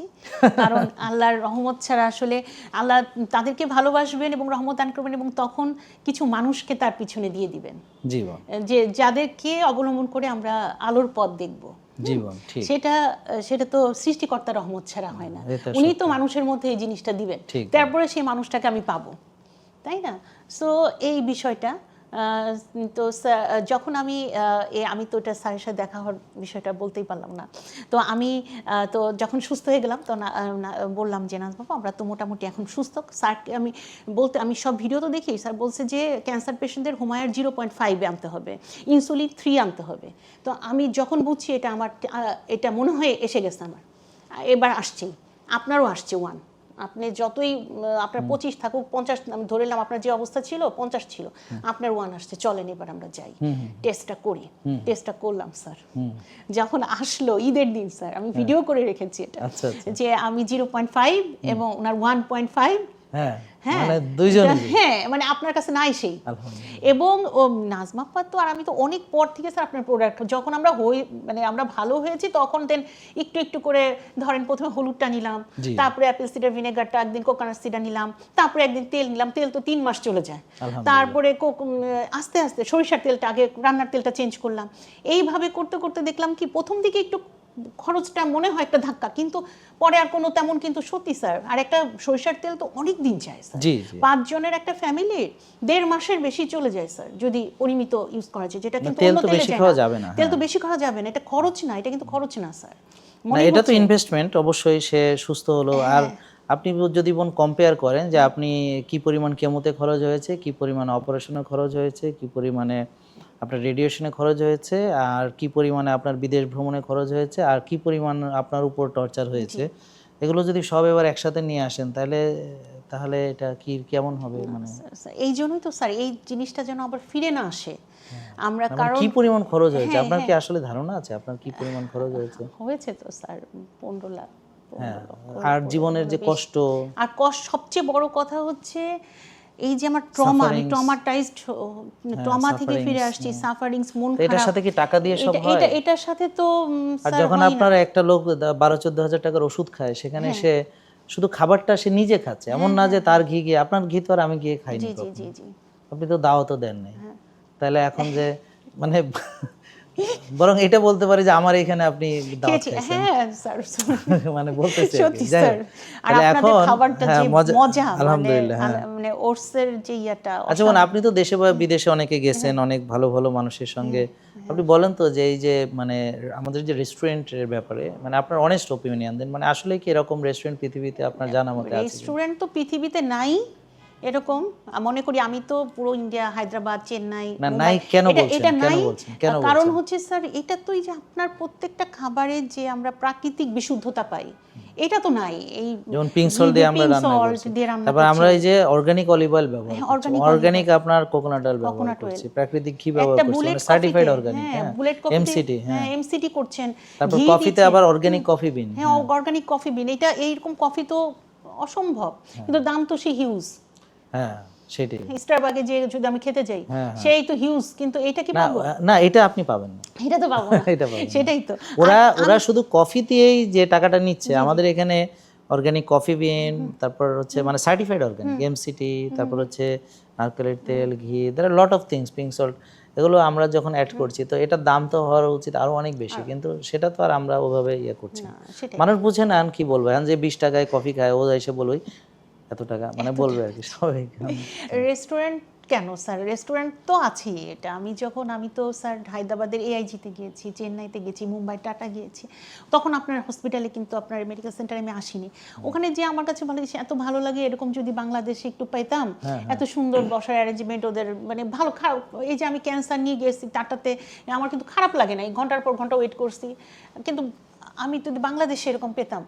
তো যখন আপনার হসপিটালে আমি ফার্স্ট টাইম আসলাম, আমাদের এটা কি হসপিটাল বলা ঠিক হবে? না না মেডিকেল সেন্টার কি বলবো, না আপনারা দেখেন সবই হচ্ছে স্যার, খালি সার্জারি ছাড়া সব। তারপরে আমরা এটাকে হসপিটাল না বলি, কারণ এটা হচ্ছে আমাদের একটা প্রতিষ্ঠান, একটা সুস্থ হওয়ার প্রতিষ্ঠান, সুস্থ হওয়ার প্রতিষ্ঠানে যখন আমি আসছি স্যার, আচ্ছা এইটার এরকম একটা স্বপ্ন তো আমি দেখছিলাম, মানে এরকমই তো একটা কল্পনা করছিলাম যে এরকম কেটে যাবে সময়। তবে ওইটার চেয়ে আরো বেশি আমার কাছে মানসিক প্রশান্তি দিয়েছে যে এই যে আমি একটা সিস্টেমেটিক ওয়েতে আমি যাচ্ছি, মানে কিভাবে স্যার এই আইডিয়াটা আসলে আমি নিজেও আমি ইউনিক একটা আইডিয়া, মানে এটা আমি আসলে চিন্তাও করতে পারি না স্যার, বুঝছেন, যে একটা থেকে আরেকটা, আরেকটা থেকে আরেকটা, আরেকটা থেকে আরেকটা। হ্যাঁ আমি ডক্টরের কাছে গেলাম, নিউট্রিশনিস্টের কাছে গেলাম, তারপরে আসলাম জিমের কাছে, তারপর আমি প্রোডাক্ট কিনলাম, তারপর আমি খেলাম। হ্যাঁ এই যে তারপর সাথে আমার কিছু লোকজন, মানে এখানকার যারা আমাকে অ্যাসিস্ট করছে তারা থাকলো সুন্দর করে কথা বলে। হ্যাঁ তো এইগুলা স্যার। আর কত টাকা দিতে হলো? 1 টাকাও না স্যার। মানে এই ফ্রি সার্ভিস এরকম হয়, মানে আমি মানে এটাই মানুষকে আসলে বোঝানো যাচ্ছে না। আমার কাছে খুবই ভালো লাগছে, খুব কষ্ট লাগে কি বোন, যখন দেখি যে এত কিছু দেওয়ার পরেও তাদের মানে সন্তুষ্টি নাই, বা কেমন জানি, মানে মনে হয় কলিজা কাটে দিলে কয় প্লেটটা আর একটু সুন্দর হইতে পারতো। স্যার এই যে আমি কথাগুলো বলছি, এটা কি আমি কি আপনার প্রোডাক্ট আপনি কি আমাকে বিনামূল্যে দিয়েছেন? না। আপনি কি আমাকে কোনো কিছু দিয়েছেন? না। আমি কেন বলছি স্যার, এটা তো মানুষ বুঝে না, বলছি অ্যাটিটিউড থেকে, মানে আমি কৃতজ্ঞতা বোধ থেকে বলছি স্যার। না ওরা এসে দেখবে তো আপনার কথা সঠিক নাকি মিথ্যা, তাহলে আইসা এখানে ওরাও আসবে, আসার পর বলবে না যে নিপা মিথ্যা কথা বলেছে, আইসা তো বলবে। এটা তো আজকেই শেষ না, এটা প্রতিষ্ঠান থাকছে, তারা আসবে, আবার আসবে, এসে আপনার কথা সত্য না মিথ্যা যাচাই করবে, তাই না? এটা যদি আপনি যদি মিথ্যা বলেন, তোরে আইসে দেখবে যে আরে আমারে বলছে এরকম, আইসা দেখি এরকম, তাই না? এটা তো আপনার বলে, আপনি তো আর এখান থেকে পালায় যাচ্ছেন না, আপনি তো এই মানে এই সমাজেই থাকছেন, আর আমাদের প্রতিষ্ঠানও থাকছে, তো এটা তো যে কেউ যাচাই করবে যে আপনি সত্য না মিথ্যা বলছেন, এটা যাচাই করবে না? আমরা তো চাই তারা যাচাই করুক, আমরা তো চাই না কেউ বিলিভ করুক, আমরা চাই তারা যাচাই করুক। হ্যাঁ দেখুক, আসলে মানে আমার মতো তাদেরও ভালো লাগা কাজ করবে, আমি নিশ্চিত 100%। হ্যাঁ কোন আপনাকে একটা প্রশ্ন করি, জাস্ট মানে এটা অফ দ্য টপিক আর কি বলতে পারেন, সেটা হচ্ছে যে আপনি তো অনেক বড় বড় ডাক্তারের চেম্বারেও গিয়েছেন, দুর্ভাগ্য বা সৌভাগ্য হয়েছে, আচ্ছা অনেক বড় ডাক্তারের কাছে গিয়েছেন আপনি, হ্যাঁ তো এখন এই যে আমার চেম্বারটা, হ্যাঁ নিজের ব্যাপার তো, আর মানে এই জন্য তারপরও এরকম চেম্বারটা আমি কি বলবো ভাষায় প্রকাশ করে, আমি এরকম চেম্বার তো কখনো দেখি নাই, যে ডাক্তার চেম্বার আসলে এরকমই। কারণ হচ্ছে কি, একটা পেশেন্ট অনেক মনে কষ্ট নিয়ে একটা জায়গায় যায়, অনেক হতাশা নিয়ে। হ্যাঁ তারা যখন একটা ঢুকবে, এখন একটা সুবাতাস, শান্তির একটা চোখের প্রশান্তি, একটা সুবাতাস তার মুখে এসে তখন থেকেই তো তার হিলিং শুরু হয়ে গেল। তারপরে ডাক্তারের কাছে বসবে, ডাক্তারের হাসি মুখটা দেখবে, কথা বলবে, ভরসার জায়গা। তারপরে এইটাই তো স্যার, মানে ওষুধ কি করবে, এটা তো ন্যাচারাল জিনিসটাই তো তাকে হিল করবে স্যার। এটা আমার একান্ত ব্যক্তিগত, না ঠিক আছে, এটা আমার কাছে মনে হয়েছে স্যার। এত সুন্দর, এত সুন্দর গাছপালা, এত সুন্দর, মানে আমি এত সেটআপ আমি আসলে দেখি নাই কখনো। কারণ আমি অনেক অনেক ডক্টরদের কাছে গিয়েছি, অনেক বড় বড় হসপিটালে গিয়েছি, কিন্তু চেম্বারটা এরকম আমি আসলে কোথাও দেখি নাই। না থ্যাংক ইউ আপনাকে। আসলে তো প্রিয় দর্শক, আপনারা ওনার কথা বিশ্বাস না হলে দেখতে পারেন, হ্যাঁ, যে আপনারাও যদি আমাদের দেখেন, আসেন, এবং আপনারা যদি এরকম এর চেয়ে ভালো কিছু দেখেন আমাদেরকে জানাবেন। আমরাও অবশ্যই এখানে যে থাকবো তা না, আর স্যারকে কিন্তু অবশ্যই আপনারাও দেখতে পারবেন। আপনারা মেনে আপনারা সেরকম বিশ্বাস করে এখানে বসে বসে আবার বলতেও পারবেন। হ্যাঁ, বলতেও পারবেন। আপনারা নিজে আসলে কোনো কষ্ট ছাড়া তো কোনো কিছু অ্যাচিভ করা যায় না, ডিজার্ভও করা যায় না। আচ্ছা বোন, আপনি বলেন তো যে আপনি যে এখানে বসলেন, কিভাবে বসলেন, আপনার কি মনে হয়? স্যার এইটা তো আমার কাছে একটা স্বপ্নের মতো লাগছে। কারণ ওই যে আমি শুনে আসছি দেখা যাবে না, আমি যখন আমি নাজমা আপার সাথে আসছি, স্যারকে তো দেখানো যাবে না, এটা তো অনেক পরের ব্যাপার, আমরা একটু যাই। তারপরে তো আমরা এরকম হলাম, তখন স্যারের সেশন চলতেছিল, তখন আপা বলল যে আমি একটু বলি, আমি তো ভালো হয়েছে, স্যার ডাকলেন। তখন সে বলে, তখন কার জন্য হলো, তখন আমার কথাটা আসলো, স্যার আমাকে ডাকলেন, আমরা দুজন বললাম। তার আগে স্যারের সাথে দেখা, আমরা এসে বসে আছি, আমি স্যারকে তো কখনো দেখিনি, খালি লাইভ সেশনে দেখেছি বা ভিডিওগুলোতে দেখেছি। আমি বসে, স্যার তখন জিম টিম করে মনে হয় উঠে আসছে, আমি সামনে বসে আছি, হ্যাঁ, উঠে আসছে, স্যারের ওই খেলার ড্রেস পরা। তো সালাম দিলাম, ভালো আছেন, মানে আমি বুঝলাম না স্যার, মনে হয় কি আমি অনেক দিনের পরিচিত একজন কেউ। আমি তখন ওনাদের কাছে শেয়ার করতে চাচ্ছি, মনে হলো কি আমি স্যারকে সালাম, ভালো আছেন, মানে অনেক দিনের পরিচিত কেউ মনে হয় আমি। আমার ওই জিনিসটা মানে তখন এত ভালো লেগেছে স্যার, কি বলবো। হ্যাঁ, তারপরে তো সেমিনার করার পরে স্যার আপনি আমাদের কথা শুনলেন, তারপরে তো আপনার সাথে দেখা হলো স্যার। এই তো আপনার সাথে দেখা হওয়ার কাহিনী।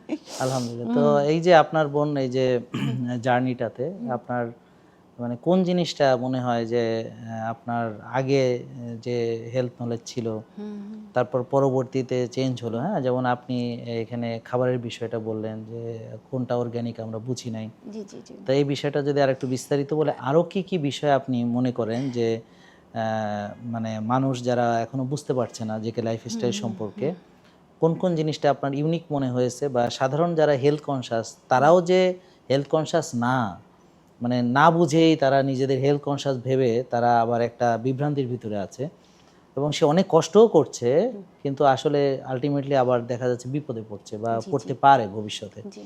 তাহলে এই বিষয়টা যদি একটু সবাইকে বুঝিয়ে বলতেন।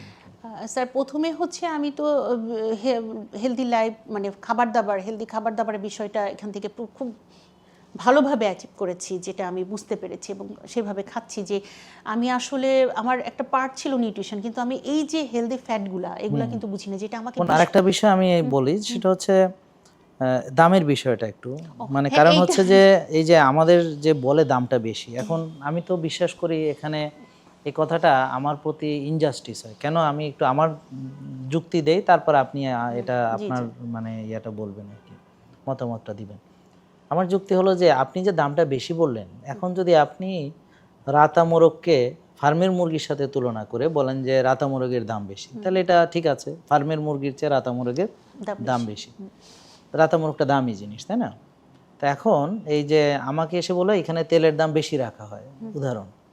তো এখন কথা হলো আপনি কোন তেলের তুলনা করছেন? ওই যে জুই নারকেলের তেলের সাথে তুলনা করছেন যে certified organic, scientific extraction, medicinal coconut oil extra virgin, মানে এটা।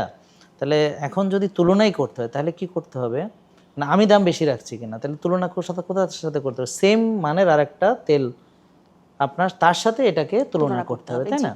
এখন আপনি আগারতলার সাথে চকির তলা তুলনা করে যদি আপনি আমাকে কালপিট বলেন, তাহলে তো হচ্ছে না জিনিসটা। তাহলে এখন এই যে বিশ্বের বাজারে আমি চ্যালেঞ্জ দিচ্ছি সবার সামনে, দেখি আপনারা যারা আমেরিকাতে আছেন, ইউএসএ, কানাডা, অস্ট্রেলিয়া অথবা ইউকেতে যারাই আছেন, আপনারা দেখি বলেন যে এই মানের যে সায়েন্টিফিক এক্সট্রাকশন, অর্গানিক, সার্টিফাইড, হ্যাঁ, এবং এক্সট্রা ভার্জিন কোকোনাট অয়েল, হ্যাঁ, তো এইটা ওখানে রেট কত? এবং ওটার সাথে এটা কম্পেয়ার করে রেটটা আমাদের বেশি নাকি তাদের বেশি এটা বলবো যে আপনারা একটু খোঁজ নিয়ে তারপরে আমাদেরকে বলতে হবে। তো তাহলে আর এই মানের তেলের দাম তো এর চেয়ে কম হবে না, ঠিক না? তারপরে যে আমাদের সেন্টিফাইল এক্সট্রাকশন যে অলিভ অয়েল, এটা কিন্তু আমরা ইউএসএ থেকে প্যাকেজিং, তাহলে ওই ইউএসএ থেকে প্যাকেজিং করে আপনি এই দেশ পর্যন্ত আনার পরে তারপর এটার রেটটা কি হয়। তাহলে এখন আর প্রশ্ন হলো যে বাংলাদেশের বাজারে, সাধারণ বাজারগুলোতে এই মানের তেল নাই কেন? প্রশ্নটা হলো যে নাই কেন? আর যদি না থাকে তাহলে তার কারণ বের করে আমাকে জানাতে হবে। আর আমাদের আছে এবং এই মানের আরেকটার সাথে না আপনি কম্পেয়ার করবেন রেটের। এখন আপনারা কোনো কিছু না করে ঠাস করে আপনারা যে কথাটা বলেন তা এটা তো দুঃখজনক। অবশ্য আমি এটা মনে করি যে ভালো, কারণ ভালো জিনিসের দাম বেশি হবে, খাঁটি জিনিসের দাম বেশি হবে। ওনারা খুব ভালো মতো বুঝতে পারবেন সরিষার তেলের ক্ষেত্রে। যখনই ওনারা ভেজাল সরিষার তেল খাচ্ছেন তাদের কিন্তু প্লাটিলেট কমে যাচ্ছে স্যার। হ্যাঁ, যাবেই তো। এবং যখন আপনারটা খাওয়া হচ্ছে 1 বছর 2 বছর তখন কিন্তু প্লাটিলেট লেভেল ঠিকই থাকছে স্যার। এই বিষয়টা কিন্তু এই খুবই সিগনিফিক্যান্ট স্যার। এটা কিন্তু ওরা বুঝতে পারবে পরে। না, পরে বুঝতে পারবে কি? এখন এই যে কি বলবো, দুঃখজনক মানে আর সরিষার তেল কি বেশি খাওয়া যাবে নাকি? আমি তো ধরেন আমি নিজে সরিষার তেল তো তেমন খাই না। কি করি আমি হয়তো ওই যে মেরিনেট করার সময় বা হয়তো একটা ভর্তার সময়, তো এই এতটুকু। আর আমার রান্নার জন্য কোকোনাট অয়েল, তারপরে সবজির উপরে যাচ্ছে এক্সট্রা ভার্জিন অলিভ অয়েল, কোথাও আমরা ঘি ব্যবহার করছি। তো দেখেন আমার কয়টা অপশন আছে, ঠিক আছে? আর আমরা তো অনেক সময় মানে কোকোনাট অয়েলটা আমরা হলুদের সঙ্গে খাচ্ছি বা আমাদের অনেক সময় এমসিটি আমরা ব্যবহার করছি। তো আমাদের এখানে অনেকগুলো মানে অপশন আছে। আমরা কয়েক ধরনের হেলদি ফ্যাট আমরা ব্যবহার করছি, যেমন এমসিটি, যেমন কোকোনাট অয়েল, যেমন এক্সট্রা ভার্জিন অলিভ অয়েল, যেমন হচ্ছে আমার এখানে সরিষার তেল, তারপর হচ্ছে আমার ঘি, কতগুলো আসলো। তারপর আমরা গরুর চর্বি দিয়ে গরুর রান্না করছি, হ্যাঁ। তারপর আমরা মাছের তেলটাকে আমরা অক্ষুণ্ণ রাখার জন্য আমরা মানুষকে পরামর্শ দিচ্ছি যে আমরা ওমেগা 3 পালাবে কোথায়। স্যার এই বিষয়টা আমি কিন্তু খুব মেইনটেইন করি স্যার। যে ইলিশ মাছটা আপনি বলছেন যে এমন ভাবে রান্না করবেন ওমেগা 3 উড়ে যাবে না, মানে একদম বন্দি করে ফেলতে হবে। ওটা করি স্যার, মানে ওটা শিখাচ্ছি আমাদের সাথে যারা আছে তাদেরকে। এই যে আপনারা আমাদেরকে এই যে রান্নার পদ্ধতি শেখানো আমাদের খুব দরকার, আপনাদের মতো যারা আছে তাদের দরকার অনেক। তো এবার আপনি বলেন যে এই যে তারা যে এই যে বললো আপনাকে যে এখানে অনেক দামি প্রোডাক্ট, হ্যাঁ, তো এইটা আপনার এখন কি মনে করছেন? বা আপনি তো প্রথম দেখে মনে হচ্ছে না এত দাম তো ঠিকই বেশি। আমি অনেক কিছু অনেকভাবে জাজ করছি আপনার পণ্যকে। সেটা কিভাবে স্যার? মানে ঘি আমি আপনারটা নিচ্ছি, আরেকজনের, আমার ছেলেদেরকে খাওয়াইছি। ছেলেরা কিন্তু আমার ছেলেরা খুবই খুবই একদম পারফেকশনিস্ট। সে যেটা বলবে সেটা কিন্তু ঠিক বলবে। সে তো আর জানে না আপনার কোনটা ভালো, মা এটা অবশ্যই 100% ভালো এটা। তো এই যে এইভাবে আমি কিন্তু স্যার এরকম না যে আমি খুবই আপনাকে আপনার কথাবার্তা মোটিভেট হয়ে আমি নিচ্ছি, কিন্তু আমি কিন্তু এটা কিন্তু জাজ করছি স্যার। এটা কিন্তু আমি আরেকটা কথা বলি প্রিয় দর্শক, আমি লাইভেও বলি যে আমার প্রোডাক্ট আমার ভালোবাসেন বলে নেবেন না, খবরদার। হ্যাঁ, আপনি প্রোডাক্ট ভালোবেসে প্রোডাক্ট নেবেন, মানে প্রোডাক্ট কথা বলবে, প্রোডাক্ট খাবেন, রেজাল্ট পাবেন, আপনি সুস্থ হবেন। তো প্রোডাক্ট ভালোবেসে প্রোডাক্ট নেবেন। আমার ভালোবাসা আলাদা জায়গায় আর প্রোডাক্টের ভালোবাসা আলাদা জায়গায়। একটা মজার চিয়া সিড স্যার, এটা মজার বিষয়। আমার হাজবেন্ড সবসময় যে আমরা দোকান থেকে চিয়া একবার একটু স্যার এটা খাই না, মানে একটু খেয়ে দেখি তাই তো এটার মধ্যে তো পাথর পাওয়া যায় না, এটা তো ভালো। তখন তো আমরা চিয়া স্যার এটা না সে তো এটা বুঝি না। আমি বলি বোন, পাথরের বিষয়টা পরে, পাথরের বিষয়টা পরে, কিন্তু আসল যে বিষয়টা সেটা উনি বুঝবে পরে। যেমন ধরেন যে অর্গানিক চিয়া সিড আর ধরেন আরেকটা পরিচ্ছন্ন আরেকটা নরমাল চিয়া সিড, মানে পাথর নাই, কিচ্ছু নাই, পরিচ্ছন্ন ভালো ওই চিয়া সিড আছে, তারপরও আকাশ পাতাল ব্যবধান, আকাশ পাতাল। কারণ হচ্ছে আপনি যে কেমিক্যালস গুলো আপনি দেখতে পারবেন না। না দেখতে পাই স্যার, গ্লাসের মধ্যে যখন রাখবেন না, স্বচ্ছ একটা গ্লাসের মধ্যে, স্যার আপনি দেখছেন কিনা জানি না, আপনার মানে যেটা আমরা এখান থেকে নিয়েছি হীরার মতো চকচক করে ওটা, আর অন্যটা একটু মানে আমি এটা নিজে দেখেছি নিজের এক্সপেরিয়েন্স থেকে, আমি এবং দেখিয়েছি আপনাদের। ওটা হচ্ছে বোন একটু ঘোলাটে ঘোলাটে, হ্যাঁ ওটা হচ্ছে বোন, সেটা হলো তার আউটার মানে কোটিং, সেটা আলাদা, এটা আলাদা। কিন্তু আমি বলি যে সেটাও যদি না থাকে, ধরেন সেটাও যদি হীরার মতো চকচকেও থাকে, কিন্তু এর ভিতরে কি আছে সেটা আপনি বুঝতে পারবেন না। হ্যাঁ সেটা বুঝতে আমার কথা বুঝতে পারছেন?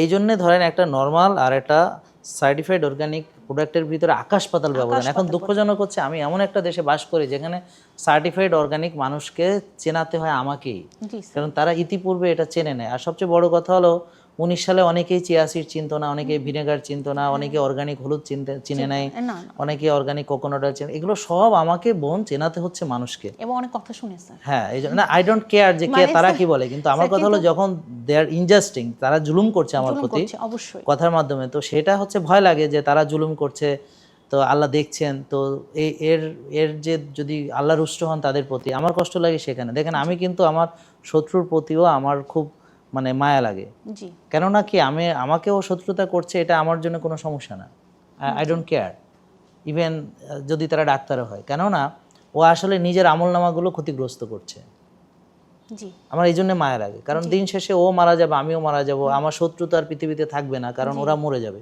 আমিও থাকবো না, আমি মারা যাব, তো আলটিমেটলি সে মরে যাবে। আর আমি ধরেন একটা লোককে কি করতে পারবো, একটা ফাঁসি দিতে পারবো, বেশি যদি মানে অপরাধ করে, তাই না, তো ফাঁসি ছাড়াও মরবে, ও তো মারাই যাবে, যাবে না, তো তাহলে আমি আর কি করতে পারবো তার জন্য? হ্যাঁ, ওকে মারতে পারবো বড় জোর, তো ও তো মরেই যাবে, তা ওকে আমার মারতে হবে কেন? আমি না মারলেও সে মারা যাবে, ঠিক আছে? তো এখন তো এই জন্য আমি যেটা ভাবি বা আমার যেটা মানে চিন্তা ভাবনা, যে আমার ওর জন্য খারাপ লাগে কি, ও মানুষকে মিসগাইড করছে, মানুষকে ভুল পথে পরিচালিত করছে, আমার সম্পর্কে অপবাদ দিচ্ছে, যে জিনিস আমার ভিতর নাই সেটা বলে বেড়াচ্ছে, তা ওর তো আমল নামাগুলো নষ্ট হয়ে যাচ্ছে, ও তো আখেরাতে গিয়ে ক্ষতিগ্রস্ত হবে, তো ওখানে তো সে কষ্ট পাবে, তো সেখানে তো আমি যদি জান্নাতে যেতে পারি তাহলে তখন আমি তো বড় আনন্দ থাকবো, কিন্তু ওকে তো আমি আবার দেখবো, কিন্তু দেখে আমার তো ভালো লাগবে না, কারণ আমি তো এই যে ও তো পারতো এমন একটা আমাদের সাথে আসতে, সঙ্গী হতে, কিন্তু ওখানে তো যখন কেউ জান্নাতে থাকবে তার তো আর কারোর প্রতি কোনো রাক্ষস থাকবে না। জি স্যার, তখন তো আর কোনো রাক্ষস থাকবে না। কালকে একটা অর্বাচীনের মতো একজনের ভিডিও দেখলাম, উনি ডক্টর, যে কিভাবে বলছেন স্যার, যে জাহাঙ্গীর স্যার, যে ডায়াবেটিক্স ভালো হয়ে যায়, এটা তো রেমিশন, এটা তো এটা বলা হয়, আর হচ্ছে লাইফস্টাইল ছেড়ে দিলেই তো, লাইফস্টাইল ছাড়বো কেন আমরা? হ্যাঁ, লাইফস্টাইল কেন ছাড়বো আমরা? কেন তাহলে আবার সেই আপনার ওই ভাজা পোড়া তেলে ভাজা সমোসা, আমি এতে আপনার হয়তো খারাপ লাগতে পারে, আমি এতে খুশি, কারণ কয়েকদিন আগে যে সকল ডাক্তাররা বলছে যে লাইফস্টাইল মেনে কোনোদিন ডায়াবেটিস ভালো হবে না, ওষুধই একমাত্র সমাধান, তাহলে তারা যে এখন তাদের মুখে স্বীকার করতেছে, নিজের মুখে নিজে ঝামা ঘষা, যে না লাইফস্টাইল মানলে ভালো হবে, তাই সেটুকু আমি বলি তাদের একটা উন্নতি হয়েছে। আর সবচেয়ে বড় কথা হলো যে এটা আমি পজিটিভলি নিচ্ছি, যে আমি মনে করি তাদের একটা উন্নতি হয়েছে, তারা বুঝছে যে হ্যাঁ ভালো হয়, এটা স্বীকার করছে, যেটা তারা আগে স্বীকার করেনি এত বছর, হ্যাঁ এখন তারা স্বীকার করছে। আচ্ছা, সামনে আরো বাধ্য হবে, তাদের আরো নাক্ষর দেওয়ার অনেক কিছু বাকি আছে, দিবে, তারা দিতে বাধ্য, কারণ মানুষ সত্যের কাছে মাথা নত করবে অবশ্যই, নাহলে আল্লাহ এসে তাকে নাক্ষর দেওয়া হবে। তো যাক, সেটা নিয়ে আমার কনসার্ন না, কনসার্নটা হচ্ছে যে এই যে ধরেন ডায়াবেটিসটা লাইফস্টাইল নষ্ট হওয়ার ফলে তৈরি হয়েছে, আবার যদি লাইফস্টাইল নষ্ট করেন তাহলে আবার হবে, এটাতে আসলে এটা কোনো রোগ না যে ভালো হবে, এটা আমি তাদের সাথে একমত।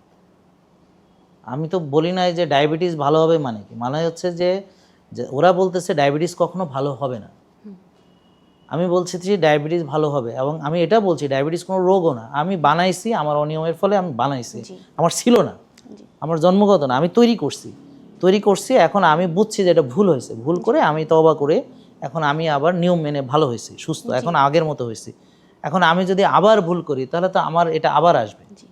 ওনাদের কথা তো আর মিথ্যা না, আমার কথাও মিথ্যা না, কিন্তু আমার কথা মিথ্যা না, কিন্তু এখানে প্রবলেমটা কোথায়? প্রবলেম হচ্ছে তারা এতদিন বলেছে এরকম কোনোদিন ভালো হয় না, সারা জীবন ওষুধ খেতে হবে।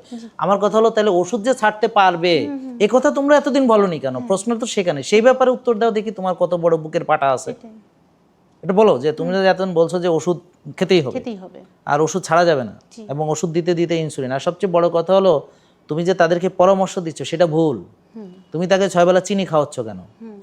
তাহলে আমি একটা ডায়াবেটিস রোগীকে 6 বেলা চিনি খাওয়াবো, ওষুধ খাওয়াবো, আর বলবো আমার এই রোগী ভালো হবে না, জীবনে ওষুধ খাবে, আবার বলবো যে সে যদি লাইফস্টাইল মানে তো ভালো হবে, হ্যাঁ, তা আবার লাইফস্টাইল ছেড়ে দিলে হবে। তো এইসব হাবিজাবি কথা বলে আমাদের জনগণের তো কোনো উপকার হচ্ছে না। আমাদের জনগণ চায় যে আমি ওষুধমুক্ত সুস্থ থাকতে চাই, তাদেরকে আমি বললাম যে হ্যাঁ বোন, আপনি এখন সুস্থ আছেন না, হতে পারে আপনি একটা বিপদে পড়ে লাইফস্টাইল ছেড়ে আবার রোগী হতে পারেন তো অবশ্যই, আচ্ছা গেল, এক্স্যাক্টলি। তাহলে আমি তাকে দুটো পথ দেখাচ্ছি, এক হচ্ছে যে আপনি লাইফস্টাইল মানুন, সুস্থ থাকুন, ওষুধমুক্ত থাকুন, আর যদি না পারেন মানতে তাহলে রোগী হন, ওষুধ খান, ডাক্তার দেখান। কিন্তু তারা তো এতদিন বলছে একটাই উপায়, তাহলে তো বলেনি যে আরেকটা অল্টারনেট উপায় আছে, এখনো তো বলতেছে না যে না দুটো উপায় আছে, একটা হচ্ছে আপনি জাহাঙ্গীর কবিরকে ফলো করেন, নিয়ম মানেন, সুস্থ হয়ে যাবেন, আর একটা হলো আপনি যদি না পারেন তখন আমরা আছি, আপনাকে ওষুধ দিয়ে দিয়ে বড় রুগী বানাবো, আমরা ইনসুলিন দেবো, আপনাকে কাটাছেড়ার জন্য আমরা রেডি করবো। এখন কোনটা চয়েস করবেন? তো তারা বলুক না, দেখি তাদের কত বড় সাহস, বলুক।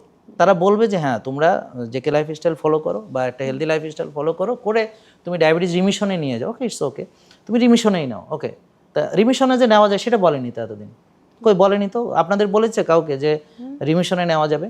আরও আসলে অনেক কথা ছিল, তো তারপর আমরা আরও কোনোদিন বলবো। তো এখন এই মুহূর্তে আপনি কেমন আছেন, আপনার কাজগুলো কিভাবে চলছে, আর আপনি সামনে কি পরিকল্পনা করছেন, তো এই ব্যাপারে যদি বলতেন। এবং সার্বিকভাবে আজকে আসলেন অনেক সময় নিয়ে, আপনার অনেক ব্যস্ত, আপনি আপনার অনেক নিজের কাজ সংসার, আবার আপনি মানুষকে হেল্প করছেন বিভিন্ন বিষয়ে, পড়াশোনাও করছেন, তো আপনি যে আমাদেরকে সময় দিয়েছেন, এই সময়টা অনেক দাম। আমি আশা করব প্রিয় দর্শক, এই সময়টা হয়তো আপনাদের যদি কোনো উপকারে আসে, তাহলে ওনার এবং আমার এই সময়টা একটা ইনভেস্টমেন্ট, যদি এ দিয়ে আপনারা শেয়ার করেন, লক্ষ লক্ষ মানুষের জীবন পরিবর্তন হতে পারে।